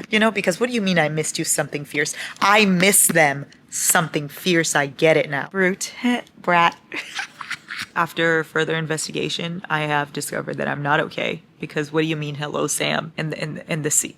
What do you mean? And Rowan went with her. What do you mean? I'm gonna go make myself a coffee, take a little break, take a little breather, you know? And then I'll be back when I'm a little more composed. Because why the fuck would you bring that up right now? Why? No. Apparently not going good because he just put that fucking word shit ring on her. And I think that that's bad. And I think that that's bad. And I'm really starting to freak out. And I'm not doing well. I'm hyperventilating. I'm anxious. Fuck. Wait, guys, just kidding. I was actually just jumping to conclusions. Everything's fine. She's actually a slay. She's brilliant. Don't worry about it. All hail Lysandra for that. That's exactly what I've been fucking waiting for. Yes. Yes. I fear it's time I do my mating bird call again because listen to this. She literally starts thinking of like reasons why this is a bad idea. And he goes, when we get back, remind me to prove you wrong about every thought. Giant is literally screaming while playing his games. Can you hear that? The chaos in this home. It's like nobody cares that I'm reading. Anyway, when we get back, remind me to prove you wrong about every thought that just went through your head. And she goes, oh. And he goes, I'll even let you decide how I tell you, with words or with my teeth and tongue. Jaw fucking dropped. Guys, are they gonna meet Manon? Are they gonna meet Manon? Question mark. Because right now it seems like my two worlds are colliding. Like they've been separated this whole time and it kind of feels like they're fusing together. Hello? What is happening? That's So Sweet Life of Hannah Montana. It's happening. And not only, no, I need to stand up. I need to stand up for this, guys. Oh my goodness me. My jaw has hit the floor with this line. This line right here. I need to annotate that immediately. Hello, Princeling. Hello, Witchling. Hello. And then, hold on. Would you bleed red or black? I'll bleed whatever color you tell me to. Did my man just literally overcome demonic possession to flirt? I fear the riz is unmatched. Oh my fucking god. I just remember, I don't even think I talked about this with you. Did I tell you guys about the oil situation? Because the oil. Oh my god, the oil. Hold on. No, let's talk. Hold on. I need to set you down. She literally, oh my god, wait, you guys like fit perfectly in that position. That's crazy. You guys are on my bookshelf. She was given oil by Airbin. Piece of shit Airbin, son of a bitch. Good riddance, warmest regards. She was giving oil so like she smells like him because he's bleh, just bleh, you know? I just want to bleh. And Rowan put it on. Like they went to go meet him and Arabin was like, oh, you smell so good. And then Rowan was like, oh yeah, thanks for the oil. My skin was a little dry. Yeah. Yeah, that's my man. That's my man. That's my man. As if I didn't fucking love him already. Like that would have fucking done it for me. These characters in this one, holy fuck. It's like everything was leading up to these moments. Like Manon was already incredible, somehow became more incredible. Dorian overcoming his demonic possession, like for a second, that was fucking crazy. Rowan. Rowan Caca Whitehorn. Yes. And obviously we don't need to talk about my girl. We don't need to talk about her because she is everything. She is the reason everything is the way it is. She's everything. I also love Adian. Also, wait. A lot of my comments in my TikTok, like I'm updating on TikTok as I'm reading, and everybody's like, oh my god, can't wait for you to meet Lorgan. I met Lorgan. I don't like him. What do you mean? Like he's not nice right now to my girl or to my mans. So what the fuck? I right now do not like this man. I may regret those words, but as of right now, he is nothing to me. You know what I'm going to spend the rest of my night doing? I'm going to transfer my annotations from my Kindle to my book because I've been reading on Kindle, so I haven't annotated anything. So I'm going to transfer my annotations while I watch Scandal because I started rewatching Scandal. I'm fucking obsessed. Like I watched season 1 and 2 a long time ago and I don't remember what happened. I just stopped watching. Have no idea what the fuck happened. So then I'm rewatching now and I don't remember anything. Like I literally am blank on season 1 and 2 and those are the ones I watched and there's still 7. Like it's 7 seasons, so I still have so many more. I'm thriving. Don't let me stop because I'm thriving. I just made coffee and I am making some bread and then I'm gonna finish this up. Look, we're so close to being done, y'all.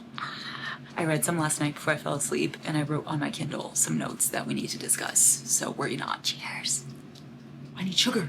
I almost forgot. Ta-da! We're ready. Okay, so I'm on chapter 60, and I have thoughts. I have lots of thoughts that we need to discuss. Let's go sit, and then we'll fully talk about it. Oh my god, it's on fire.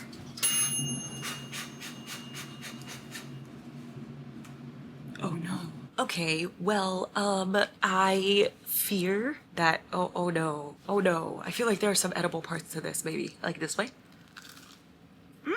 A little toasty, you know? Sorry about that. That shook me a little bit. Anyway, I read yesterday. Oh, see, okay, I was on chapter 60. Now I'm on chapter 64. So I annotated stuff on my Kindle to talk to you guys about it because last night I read before bed and you guys weren't there. Sorry, I was in bed. Rowan took a bullet for her. Not a bullet. They don't have bullets there.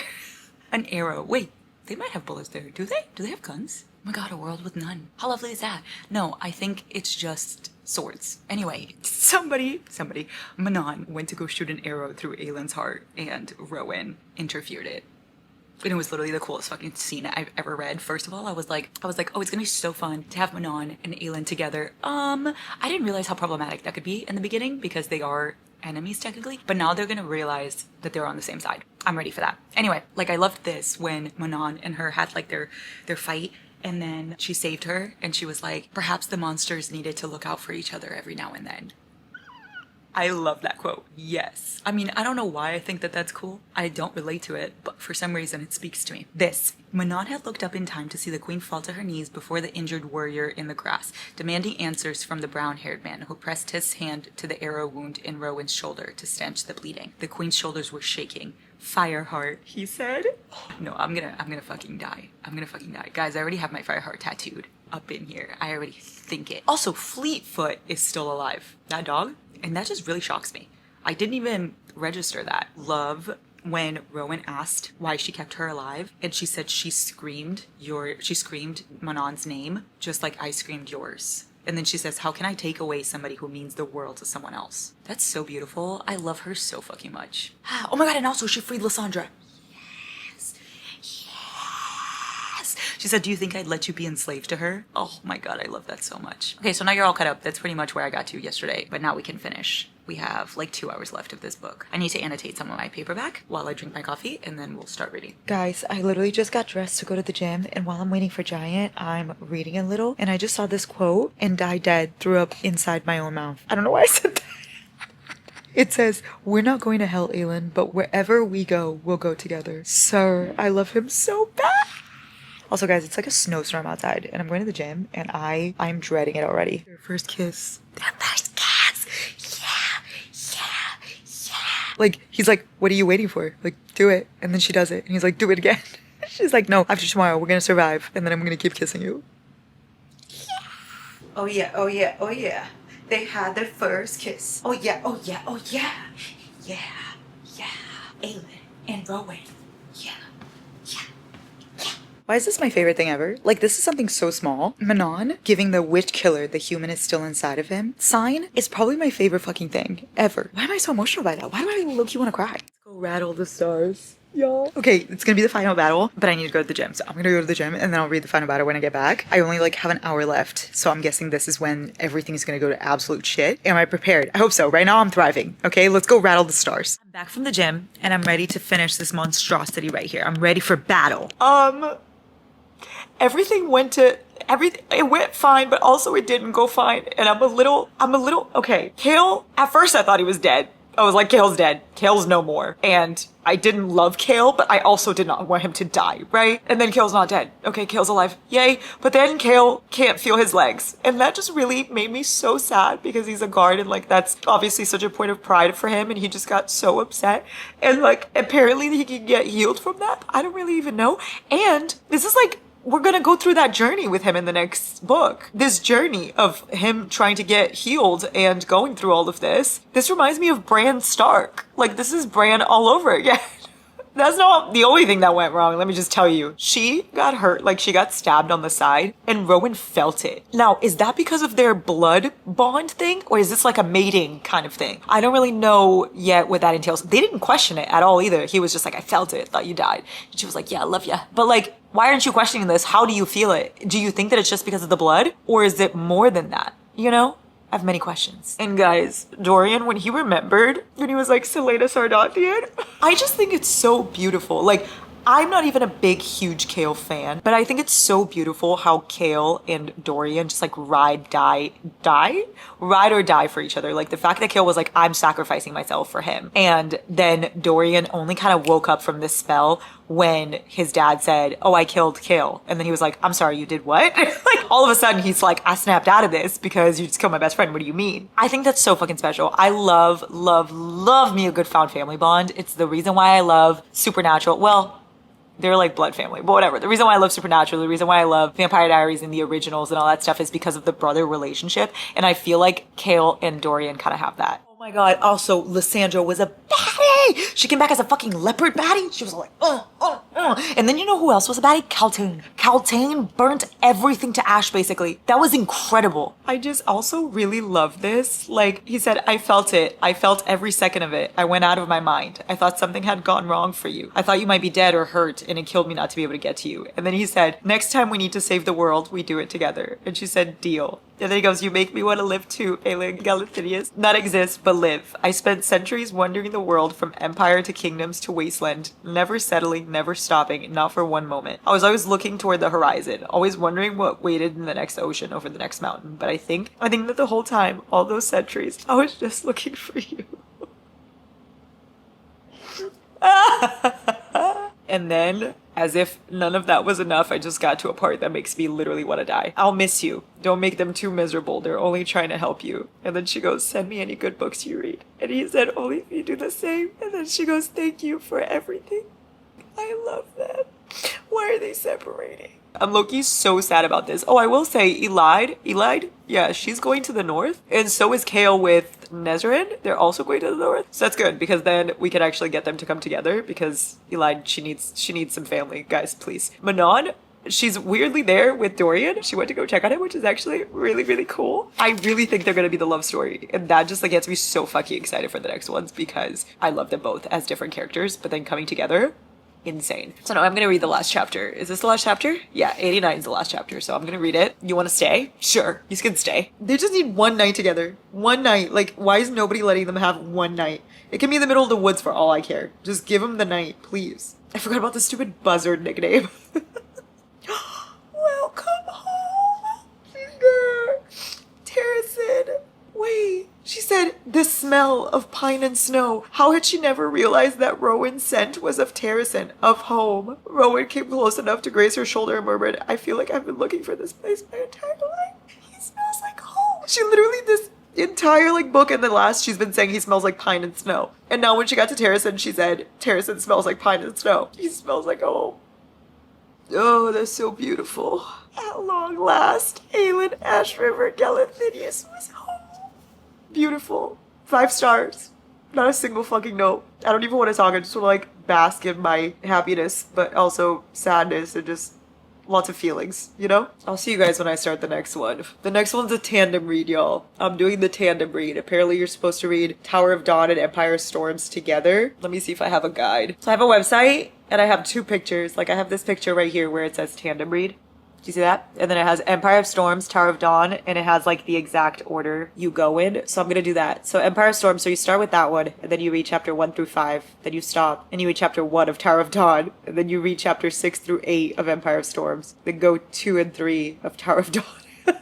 I've done this with Zodiac, so it's fine. I'm ready. So I'll be doing that next. I don't know when I'm going to start this. Give me a second to pull myself together, but 5 stars for Queen of Shadows. I have no other fucking thoughts, just 5 stars. Incredible.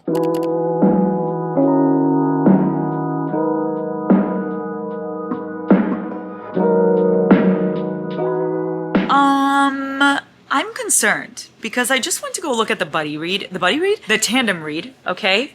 It literally looks like this. Okay, do you see that? It tells you exactly, like, you start off with Empire of Storms, and then you go through chapter 5, and then you go to chapter 1 of Tower of Dawn, and then 6 through 8 of Empire of Storms. It's a whole fucking mess. This is gonna take me fucking forever, okay? But then I was like, totally fine. I can do this. I'm a pro. And then I looked at Empire of Storms, and then I looked at Tower of Dawn, and I said, excuse me? Oh, look at this. Oh my god, y'all, how is it this serious? How can it be this serious? Send help. I have no fucking idea. But are we doing it? Abso-fucking-lutely. Abso-fucking-lutely. Kale? Oh my god.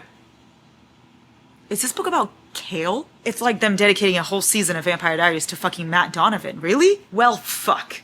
You know what? At least I have this book. It's fine. Everything will be fine. I don't know why there's a sticker in the back. I'm taking it out. Anyway, I'm starting this journey today, and I suppose we'll see what happens. When will I finish it? I don't know. You know what was not on my bingo card? Elide and Lorcan meeting. Because I literally just started, and that's where it's heading towards. Like, Elide is somewhere, and Lorcan's in that same place kind of following her. I did not count on those 2 characters fucking coming together at all, but that's interesting, I guess. Also, I love how everyone is everywhere. Like, guys, no one's together. Everyone's a mess. At least Rowan and Aelin are together, which is kind of all I care about, to be honest. What is does Darrow guy think he is? Who does he think he is talking to my queen in such manners? Because I will jump into this book and slap the shit out of you, sir. Don't think that I won't. Don't think that I won't. I'll just...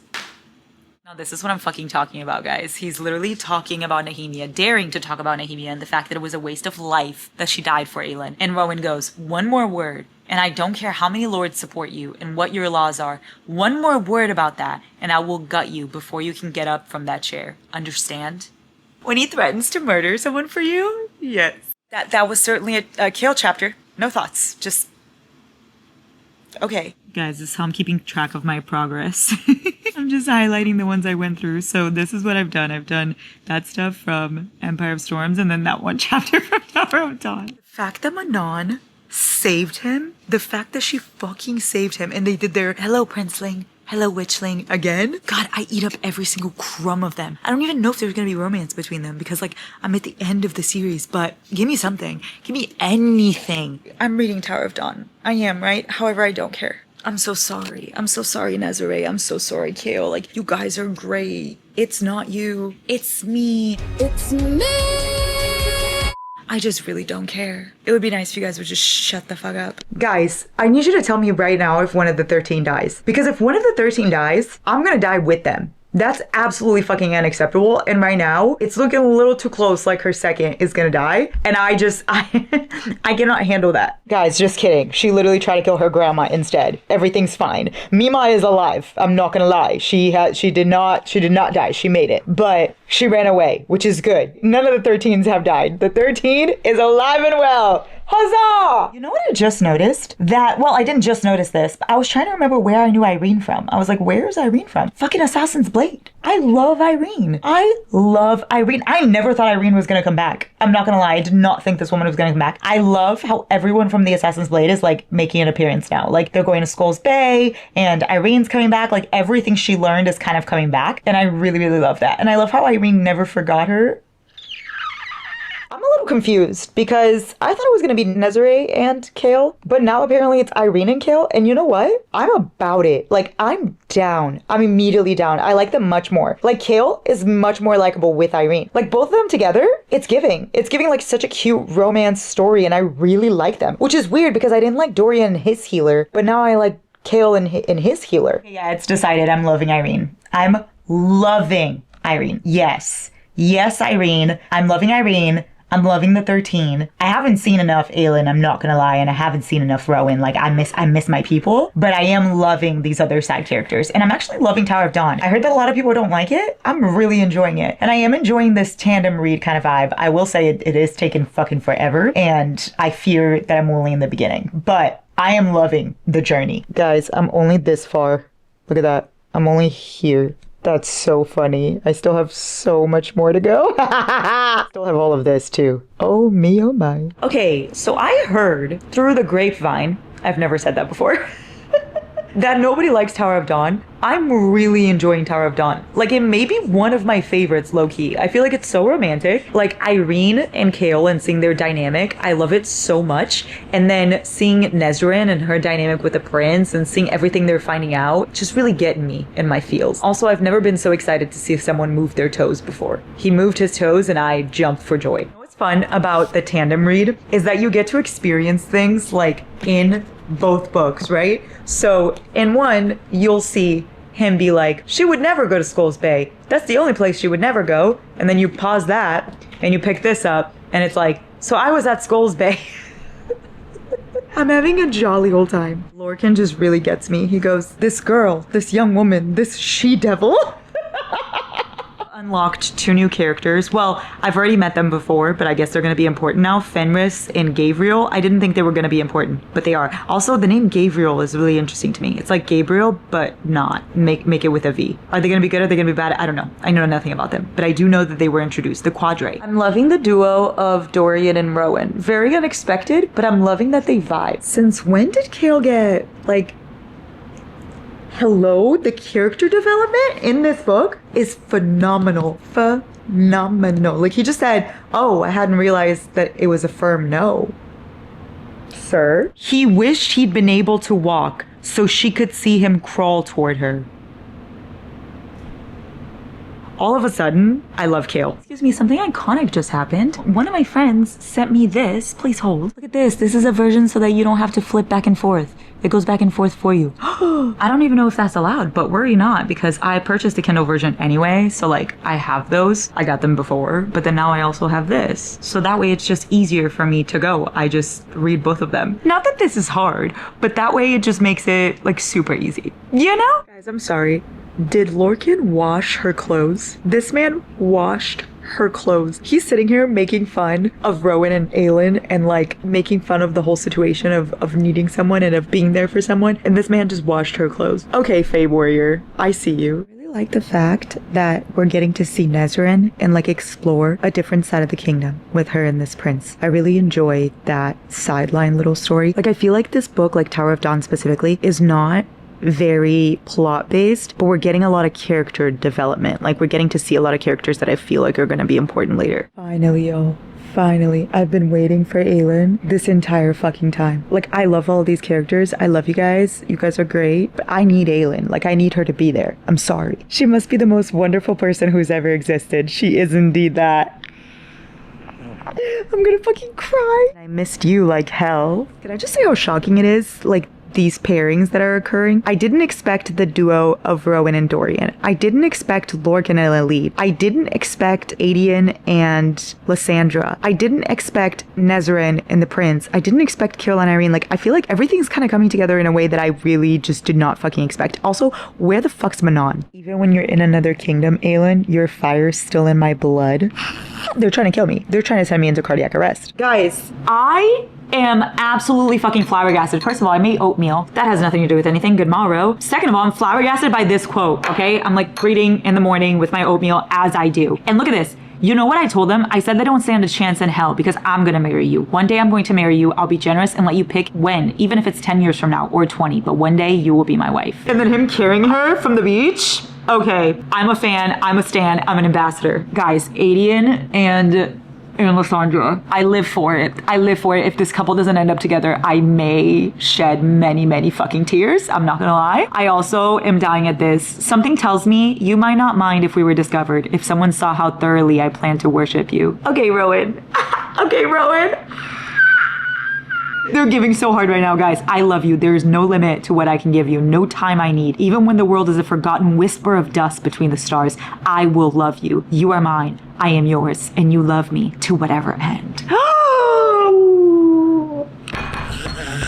Wait, can we talk about how Elena's a bitch? Because I just remembered her and Gavin lied the whole time. They just left shit for them to deal with. I didn't even fucking, like, recall that. What a bitch. I mean, like, I get it, girl. You were going through it, right? And you did your best. But also, what the fuck? We would not have been in this mess if it wasn't for you. The way I've been fucking waiting for Manon to come up. I literally have been waiting for you, girl. And you just fall from the sky. It's about damn time. Guys, I'm literally dying over the fact that Rowan goes like to shoot something. Everything is going wrong already. And Aelin and his friends still make time to make a bet whether he's gonna shoot the right thing or not. Of course, Aelin bets on him. And then immediately he walks up to them, and before he even like checks if everybody's okay, he's like, pay up, assholes? No, he didn't say that. He definitely didn't say that. Hold on, let me see what he said. Okay, pay up, pricks. Pay up, pricks. I was on the right track. I knew pay up, assholes didn't sound right. Okay, guys. Everybody's going to sleep at my house, but I need to share this. I need to share this because obviously I'm finishing Empire Storms and Tower of Dawn right now because I must. I have no other choice. And Dorian and Manon, finally. I feel like I've been like waiting for this. I've been waiting for this. And it finally fucking happened. I mean, he kissed her, that's it. And then he walked away. But you know, that's enough for me. You know what's really shocking to me? Did I tell you how shocking it is, Lorcan and Elide? I'm pretty sure I told you, but like, I'm still shocked about that. I will always find you, Elide. And then kind sir, grumpy Fae Warrior, changed the linens because she has her period and gave her his ripped up shirt because she has her period. Mr. Grumpy, I hate everyone. Okay. She shielded him? No, why do I want to cry? Tears stung Elide's eyes as they slipped free, but then the grass crunched behind them. She saw the white hair first, then the golden eyes, and Elide sobbed as Manon Blackbeak emerged, smiling faintly. As Manon Blackbeak saw her and Aelin knee to knee in the grass, mouthed one word, hope. Okay. I cannot believe that got me. Like, that wasn't even sad. That was just beautiful. But I will say, we're getting way too close to losing way too many people. Like, we're getting way too close to losing people, guys. I'm a little scared, okay? Everyone gets really close to dying. And I'm just not very comfortable with that. Guys, I'm fucking flabbergasted. I just reached a part. I'm literally frothing at the mouth. Are you ready? You once asked me where I stand on the line between killing to protect and killing for pleasure. I'll stand on the other side of that line when I find your grandmother. Dorian, Riz Master, every line you drop, it's like he doesn't speak much. We don't get enough of him and her in these books, but every little crumb eats, like every crumb. I cannot imagine if we had like just a whole book of them. They would take over number one spot forever because that's how fucking good they are. But they don't give you enough. I want more. Like, I want more so bad. And I'm telling you guys right now, if these two don't get a happy ending, the happiest ending that's ever come ever, I will be forced to sue. I really do like Tower of Dawn. I really like it. Like, it's not gonna be a 5-star, but I like it. I love Nezrin's story. And I love seeing Irene. Like, she's my favorite fucking part of this entire thing. I feel like it has two very strong female characters, just like Empire of Storms. And it's just really getting me. I also love the prince and I love Kale with Irene. Okay, I said it. Also, a lot of people apparently skipped Tower of Dawn, and guys, I'm a little confused. I can spoil it for you though. This doesn't make any sense if you didn't watch the non-spoiler one where I said that. I'm delirious. Okay, what I was trying to say is I'm finding so much stuff out in Tower of Dawn, guys. And apparently, okay, get this, get the tea. I knew Maeve was going to be bigger than she actually is. I knew Maeve wasn't just like a fae sitting there doing her thing. No, she's been there for years. She disguised herself. She's a little conniving little bitch. So she's actually worse than Erewhon, kind of. Or like they're both together worst, right? I feel like that's what I'm finding out right now. I will say Tower of Dawn is shaping up to be a great ending because the prince and Nezrin and Kale and Irene. Yes, please. Irene fixing his spine. I'm unwell. This is all coming together so beautifully. I'm flabbergasted at the fact that some people don't tandem read these. Like, I understand if people that don't know, but the people that know and then choose not to do it. Guys, are we okay? So, okay, we found so much out about Maeve. And she came to the Feylands when there were 2 queens. And now, coincidentally, there are 2 queens again. Now it's Manon and Aelin. So I feel like it all comes down to Manon and Aelin. I have chills. Can you see my chills? I have chills. You can't see nothing. Everything is coming together. I'm literally fucking flabbergasted at everything from every book up until this moment coming together and leading up to the final book. I have no fucking words. I don't even have recaps for you guys. That's how no fucking words I have. I just keep getting hit after hit after hit of shock and of just how perfectly woven this story was. It literally feels like Invisible String by Taylor Swift is the theme of this series. I'm gonna go finish Empire of Storms and Tower of Dawn, and I'll see you in a second. Guys, what the fuck? There's just so much to unpack. I'm gonna have to go to bed and talk to you tomorrow because I can't think right now. I really can't think. Guys, I just woke up. Okay, I finished Tower of Dawn and Empire of Storms yesterday, and I fell asleep with my own tears. Okay, spoiler gals. Oh fuck. Okay, first of all, something I really need to discuss is in the end of Tower of Dawn, when Irene healed Kale, and then afterwards when she couldn't heal him again and all of her people gave her strength. Oh my god, it was fucking everything to me. Loved it so much. Literally loved that. I loved Nezrin and her prince, and like I loved the story they played. I love the story all of them played. Like Sartak, Irene were such a great addition to this book. I felt like it was so special. And I will say, like, I felt like this had the best character development. Kale had the best character development. He is a character that starts off like unlikable, you know, like he starts off very annoying, very boring, very mean, like he's just like set in his ways kind of thing. But then you start to see him question his beliefs, right? Like he's like, okay, am I actually supposed to be serving the king? Like I was taught something my whole life, but now I'm like questioning my morals, right? And then he starts to completely change everything and learn and grow, which I really liked. I'm a big fan of that. And I think like nowadays people don't like accept growth, right? Like especially with the internet, people don't accept mistakes and they don't accept growth and learning and changing. And I think that Kale showed that so perfectly. Like it showed that humans are flawed, and obviously we're gonna fuck up, we're gonna make mistakes, we're gonna be bad from time to time, and the whole point is that we learn and we grow from it, right? He did that. Like, he literally grew so much in this book, like in the last book also, but in this book, like, he literally like started to be with the rebellion. He dropped everything for Dorian. He came here and like learned everything and is gonna go back and join Aelin and all of them. And I don't know, I really love the way they showed his growth and his character arc. Also, guys, Maeve being the Val Queen, we need to talk about that, because when I saw Maeve is a Val Queen, and when I heard her story, quite literally jaw to the fucking floor. Jaw to the fucking floor, because what do you mean? I was absolutely shook. I love that Nezrin and Sartek's like, I'm gonna go fight with you. And I love that they're all on their way. But this part, guys, this part right here, ready? When Irene finally shows him the note she's been holding on for forever, and then they got married.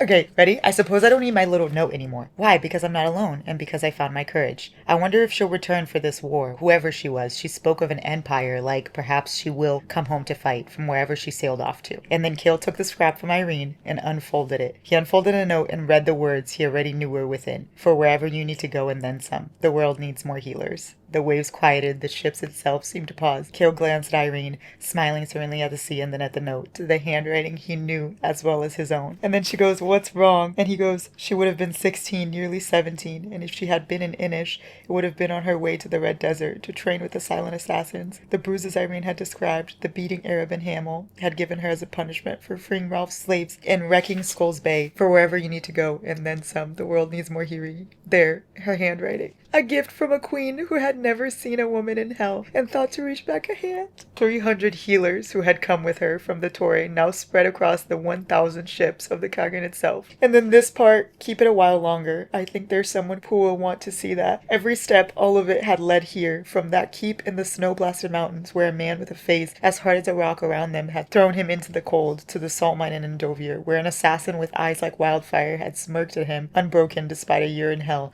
An assassin who had found his wife, or they had found each other, two God's blessed women, wandering in the shadowed ruins of the world, and who now held the fate of it between them. Every step, every curve in darkness, every moment of despair and rage and pain, it had led him to precisely where he needed to be, where he wanted to be. A moment of kindness from a young woman who ended lives to a young woman who saved them.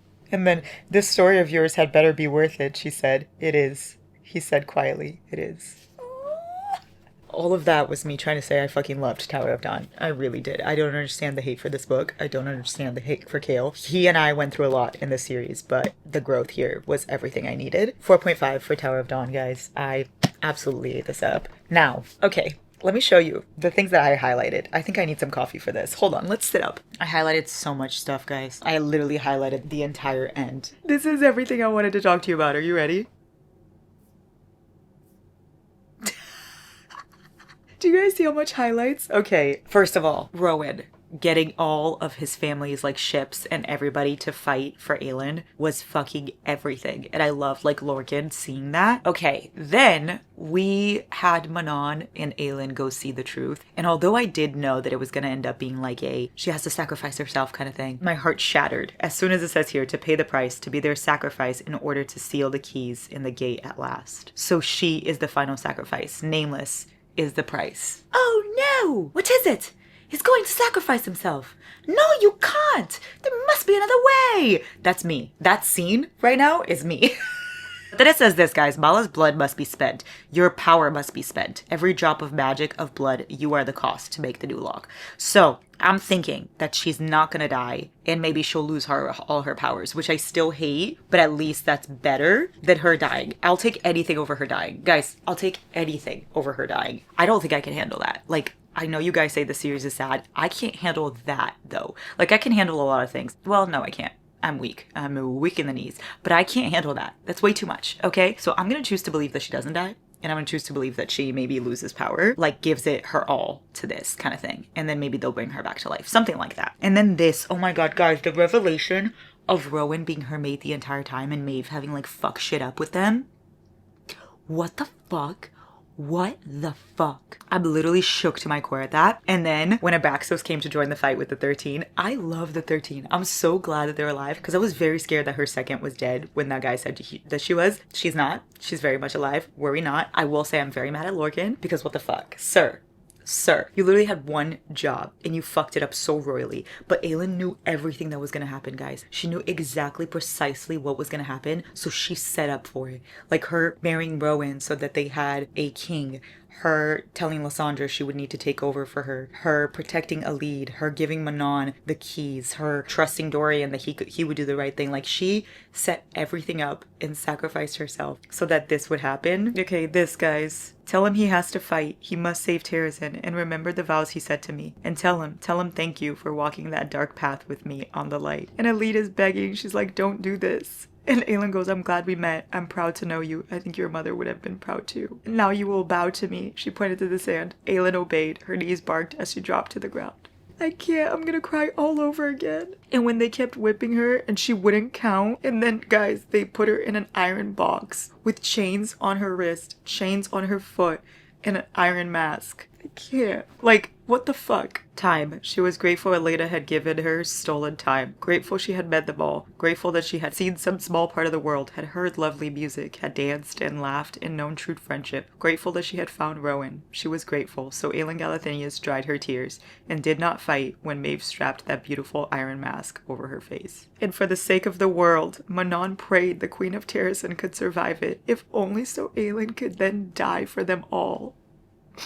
Are you fucking kidding me? Oh my god, like why does it always have to be a chosen one? There always has to be a chosen one that has to die for everyone. Like the queen that was promised, the king that is promised, like Game of Thrones, Harry Potter, Lord of the Rings, Star Wars. It's always the person that was promised to go sacrifice themselves and fucking save the world. Like just once, I want somebody to be like, no, fuck that, fuck the world. Guys, and then when Rowan comes in, and when he immediately goes to Lorcan and he goes, where's Aelin? Where is Aelin? Where is my wife? And then Alid goes, oh gods, and she tells him everything, and Manon tells them everything, and they tell him everything. Like, they explain everything Aelin sacrificed, everything she knew, everything she planned for, and the fact that she's gonna have to die, and the fact that Maeve took her. And now look at Manon. I'm going to find the Crocants, and I'm going to raise an army with them for Aelin Galathynius and her people, and for ours. And then Aelin slid the keys in her pocket. So now I think Dorian is going with the witches to go figure that side out. Lysandra is taking everyone who thinks that she's Aelin, and then Rowan and Lorcan, his cadre, are gonna go get Aelin wherever the fuck she is. And then when everybody came for her, like the silent assassins of the Red Desert, then everybody in Darrow, everybody came. All of the armies. Where are allies, Aelin? Where are armies? Aelin Galathynius had raised armies not just to challenge Morath, but to rattle the stars. They're all going, and like Alid is going, Gabriel's going, Lorcan is going. They're all going to go get her. And she never even thought they would. Alicia cried thus at the world trembling. Prince Rowan Whitethorn Galathynius, consort of the Queen of Terrazin, begun the hunt to find his wife. 5 stars, guys. I cried so much last night that I didn't even think I would cry when I was retelling you guys, and now here we are. Well, Kingdom of Ash. Let's hope I survive.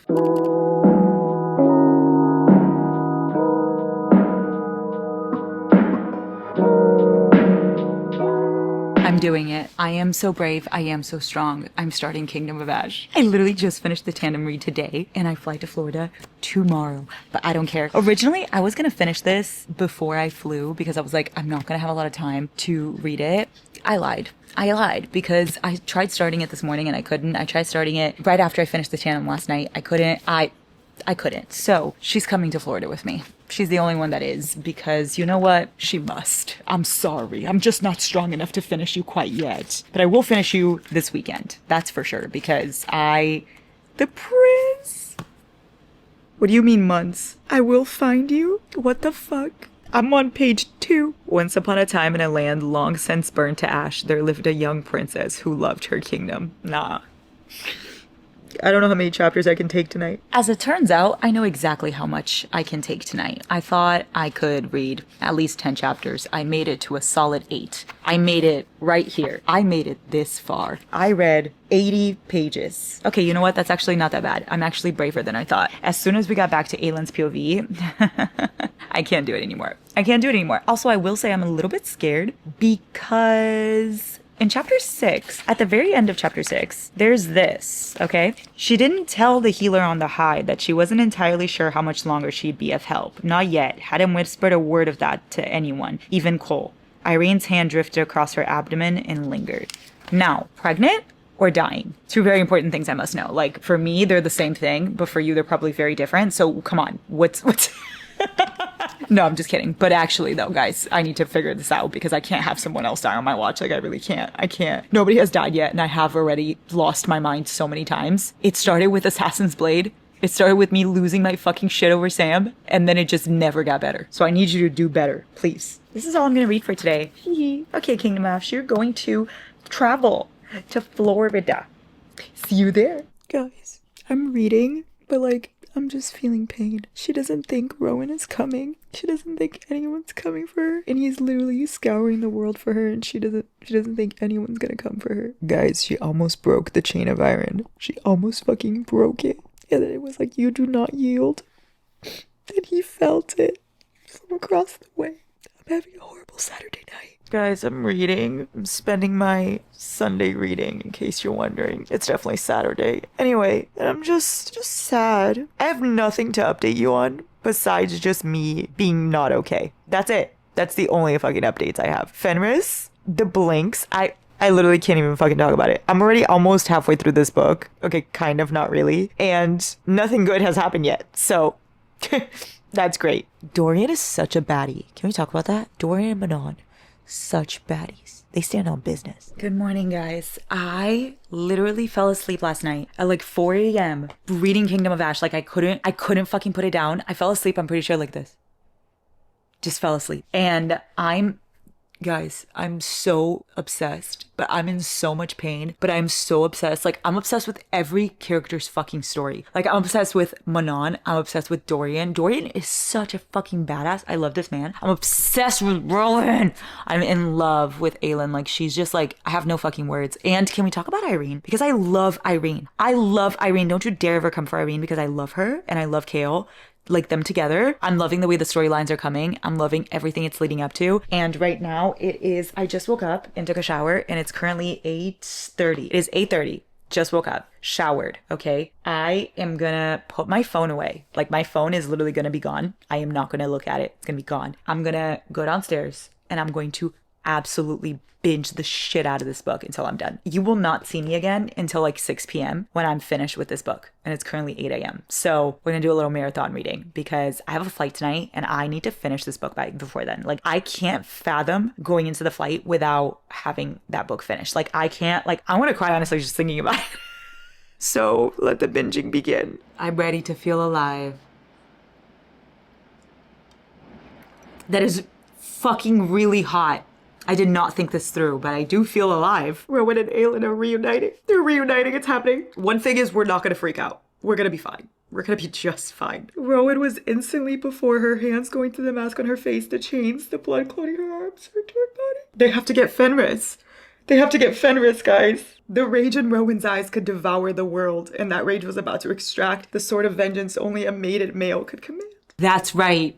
That's right. Rowan, get him. Get him. Stupid Cairn. I hate this man. I don't care. Also, Fenris, guys, I didn't know I was going to love him so much. The blinks, like 4 blinks for I'm here with you. Like, I'm never going to be able to blink the same anymore. Fireheart, why do you cry? No, guys, like, I already went to bed crying. I have a headache. Like, I woke up with a headache. This is not curing me because I'm in so much pain. I might need to make another one. Did I mention I have a flight tonight? I need to be alive for it. Welcome to the court, pup. One paw sweeping before the other, bowing. A ghost of a smile graced her mouth. They went through this together. I didn't expect that. Like, I did not think his character was gonna be this important. How are they gonna come back from this? I'm 30% into it, so I have, like, a long time, but how are they gonna heal from this? This makes me feel like how I felt with Addie in the second Cat and Mouse book. You just feel hopeless in a way. That sounds so dramatic, but it's true. I don't even have anything to fucking say. Like, I just want to sit here and cry in silence. I'm gonna need to take another shower. I literally took 2 showers this morning because I went to sleep with a headache. Like, oh. I just feel so much pain. It's just like you feel for these characters so much. Like, I don't know how to explain it because, like, I don't know how to put into words what I'm trying to say. It's like the worst of the worst of the worst didn't happen, but I'm still distraught because of the way things happen and what happened to the characters you love so much. I can't even explain it to you. Because, like, when I tell my mom, like, oh my God, I'm sobbing, like, this is the worst, like, I want to die. She's like, oh my God, who died? Like, what happened? And I'm like, it's not even that. Like, I don't even know how to, like, it's not that. It's just, I don't know. Hey guys, if you're wondering, I'm still here. Still not doing well, but I am in fact trying my best. Wait, guys, I loved the reunion with Kale. I will say, I absolutely ate that up. Like, I feel like that was very necessary. Also, now finally everybody fucking knows that Maeve is much more powerful than they originally thought, which is just fucking great. Just what we needed, honestly. I love Rowan. I love Fenris. I love Lorcan. I love Gavriel. I love fucking everyone. I love Adian. Guys, I love Adian. I love Manon. I love her 13. I love everyone. And now I'm scared because I'm getting to like the nitty gritty of it all. I'm getting to points where I'm scared. Like, I'm getting to points where I'm a little terrified that people are going to start to drop dead. I'm not going to lie to you. I'm not going to lie to you, okay? That kind of really worries me. Like, I've been reading for hours and so far things are absolutely horrible and I've been sobbing 24/7, but I've been more sobbing out of emotion than anybody just like dying. And now I'm getting just a little bit, como se dice, terrified. A beacon of glowing bright in the shadows of the mountains, in the shadows of the forest that awaited them. Aelin lit the way north. Part 2? No. Is there only 2 parts? Hold on. Oh my God, I think there's only 2 parts. Oh no. I can't cry anymore. Like, I feel swollen. Like, you can't tell on camera that I'm swollen. I'm swollen. I'm gonna have to fucking shower again. Guys, I'm doing the dishes. I'm doing the dishes because I need to take a break. I need to take a break just for my own mental health. I'm gonna do chores and everything's gonna be fine. Doing chores, yay. Do you guys know that scene in Charmed? Have you ever watched Charmed? There's a scene in it where Phoebe's making soup. And she's like, I'm making soup for Cole. He'll eat it in a bowl. I guess that's my new role, just making soup for Cole. That's me right now. Everything will be fine because I'm doing the dishes. Guys, I don't mean to alarm you, but one of my beautiful shawty baes, Miriam, she works in like the coolest fucking job ever somehow. And this weekend, she got to meet some of my favorite people in the world. And she sent me a No, guys, like, this has nothing to do with the video, but I need to share this with you. I'm putting the video, look at this one. So this is, in fact, Sophia Bush. Bonjour, Larissa and Giant. Thank you for your sweet note. So many good questions. As far as fiction books go, oh my goodness. I would say anything by Taylor Jenkins Reid. I was a huge Cormac McCarthy fan. Toni Morrison, the list goes on and on of some of my favorite authors. I don't know how I could pick just one, but hopefully a few are okay. Likewise, oh my goodness, what is my favorite Brooke Davis quote? I think the one that's been the most meaningful to me is being reminded that we're all more than just survivors, we're warriors. That's probably the one that sticks with me the most. Ciao bitches is also kind of funny, but you know, different energy. And I guess I would just say happy holidays. I hope you have the most wonderful time with your family.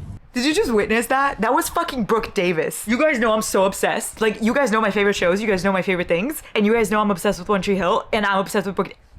Guys, she said my name. She said Giant's name. No, like, I need a fucking second. Now 4 p.m. and I am packing as I listen to Kingdom of Ash, guys, and I have like 1 hour left of this book. My headache is still here. I haven't showered again. I'm packing and I have 2 hours until I need to leave for the airport. I'm gonna finish this book in 1 hour and then I'm gonna need to shower and like become okay to go to the airport. And it's a really long flight and I'm already stressed out about that. Guys, this was like a really bad idea. I'm a little bit freaking out. I'm not gonna lie. I'm a little bit panicking and my hands are a little bit shaking, but everything is gonna be fine. Like, Everything's gonna be fine. My name's Larissa Campusano and I will not be afraid. Why did I say that? I'm crying. Okay, I wanted to give you an update. I got carried away by my panic. I fucking love Irene. She's one of my favorite characters. How did this happen? Like, I did not think she was gonna come back at all, and now she's one of my favorites. Like, everybody that came back, everything is coming so full circle. I don't know, it just is perfect to me. And guys, I love Manon and her 13 so much. I'm obsessed with everyone, honestly. Like, there's not a single character in this book that I'm not invested in.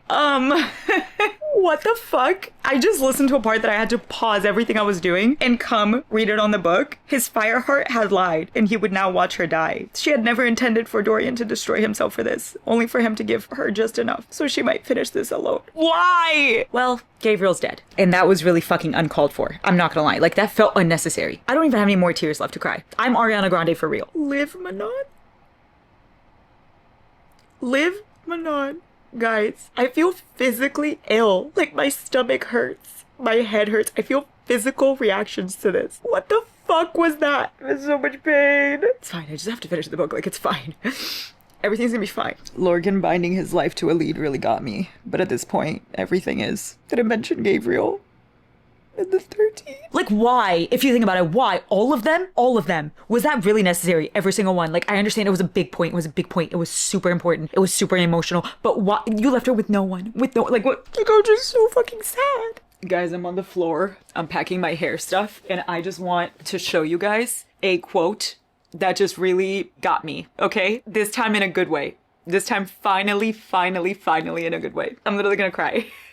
She passed through a world where a great city had been built along the curve of a river, the buildings impossibly tall and glimmering with light. She passed through a world with snow-scaped mountains under shining stars, passed over one of those mountains where a winged male stood beside a heavily pregnant female, gazing at those very stars. Fae. They were fae, but this was not her world. She flung out her hand as if she might signal them, as if they might somehow help her when she was nothing but an invisible speck of power. The winged male, beautiful beyond reason, snapped his head toward her. As she arced across the starry sky, he lifted a hand as if in greeting. A blast of dark power like a gentle summer night slammed into her, not to attack, but to slow her down. A wall shielding her as she tore and plunged through, but it slowed her. The winged male power, it slowed her just enough, and she vanished from the world. Home. Aelin plunged back into her own body. Guys, Reese! That was Reese! That was Reese, right? Like, that was Reese, and I'm not going fucking crazy. Am I, like, reading too much into this? I don't know. Rowan was instantly there reaching for her limp body? I can't. Okay, I'm gonna finish this book and finish packing, and then I'll be back. Like, I have, like, 30 minutes left of listening, and then I'll be back. I think I have 30 minutes left. Let me double check. Do you guys see that? I'm listening, reading on Kindle, and annotating on the paperback all at once while packing. So if you ever think you can't multitask, yes, you can, I promise. You just have to have enough might. Or maybe it's the ADHD. I'm gonna go finish. I have 30 minutes. 30 minutes? I'll be back in approximately 32 minutes. For you, Fireheart. All of it is for you.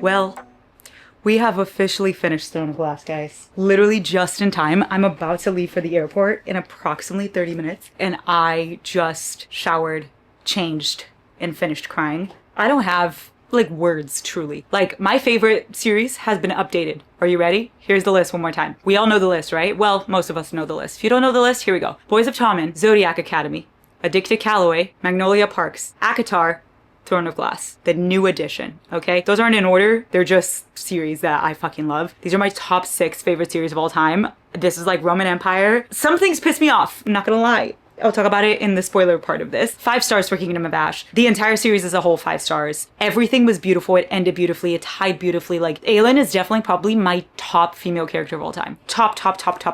Manon also, but like Aelin, I have no words for her. I have no words for her and Rowan as a couple individually, just her. Like, this series felt like it's her. It's all her. And then everything else is like an addition to it, which makes you enjoy it even more. It's a good thing I'm traveling for like a week because I don't want to read anything. Like, I don't want to touch another book. I will say I have an arc to something really fun. So maybe I'll read something like just fun. Like, maybe I'll just read a fun little romance. I definitely cannot go into fantasy. Not even close to fantasy. I cannot go at all. Like, I either need to go like dark romance, thriller, or fluffy romance. Like, that's the direction I need to go in because Wow. Okay, spoiler gals, sit the fuck down. Let's talk. One thing that I want to talk about that pissed me off, Manon and Dorian, what does that mean? So open-ended. Like a we'll see, maybe, bye kind of thing. Together, not together, question mark? Like, is there a future? Is there like, hello?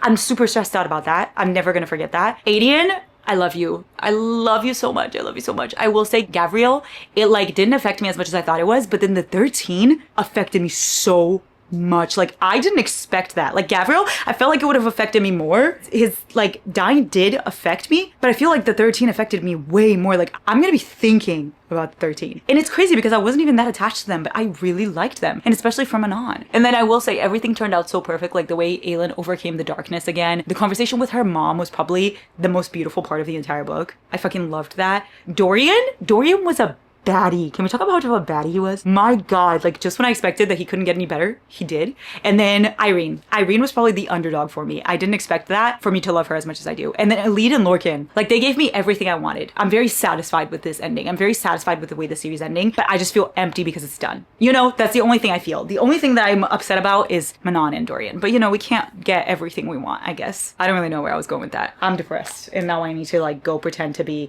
a regular human being with regular people while I feel this way. So I can't believe we finished this journey. This journey was just so beautiful. I just realized is I actually know nothing about this series. But I have decided that I don't like Sam. I said it. I don't like Sam. Remember when I said I didn't like Sam? Oh, poor Sam. I don't know why I did that. Anyway, she's giving Bella. Why do I kind of want to cry? Huh? You, this captain of the Royal Guard, Kale. There's another person that's gonna come up. His name's Rowan, apparently. Haven't met him, okay? But I saw him on the filter. Let's go, Selena. I just finished. Ready to start the next one. What? I've been absolutely fucking bamboozled. No, it turns out you never heard of Selena because she was Aelin the whole fucking time. I met my mans. I met the man that is gonna be for me. I'm calling it now. And I'm fucking eating it up. Gobble gobble, bitch. Good thing Thanksgiving's coming up. Also, did I mention I love Naheem? Because I do. Nahimia just died. I want to just sit and cry all day, but I'm getting my period, so also be kind to me. That's why, okay? I'm hyperventilating. I'm unwell. I'm not okay. We'll fully talk about it. They have to be mates. Like, I have to be on something here. Oh yeah, oh yeah, oh yeah. They had their first kiss. I'm pleased. This is a cheese curd. Yes. Yes. I have no other fucking thoughts. Just 5 stars. Incredible. I have chills. Can you see my chills? I'm having a jolly old time. And I fell asleep with my own tears. What the fuck? I'm on page 2. Nah. I don't know how many chapters I can take tonight. My name's Larissa Camposano and I will not be afraid. I'm just feeling pain. I'm obsessed with Rowan. I want to cry honestly just thinking about it. One thing is we're not going to freak out. We're going to be fine. We're going to be just fine. That sounds so dramatic, but it's true. I feel physically ill. I have like 30 minutes left of listening. What the fuck was that? For you, Fireheart. All of it is for you. Let me know any other series you guys want me to read and do spoiler versions of. I love you guys so much. Thank you for coming on this journey with me. My name is Larissa Camposano and I will not be afraid.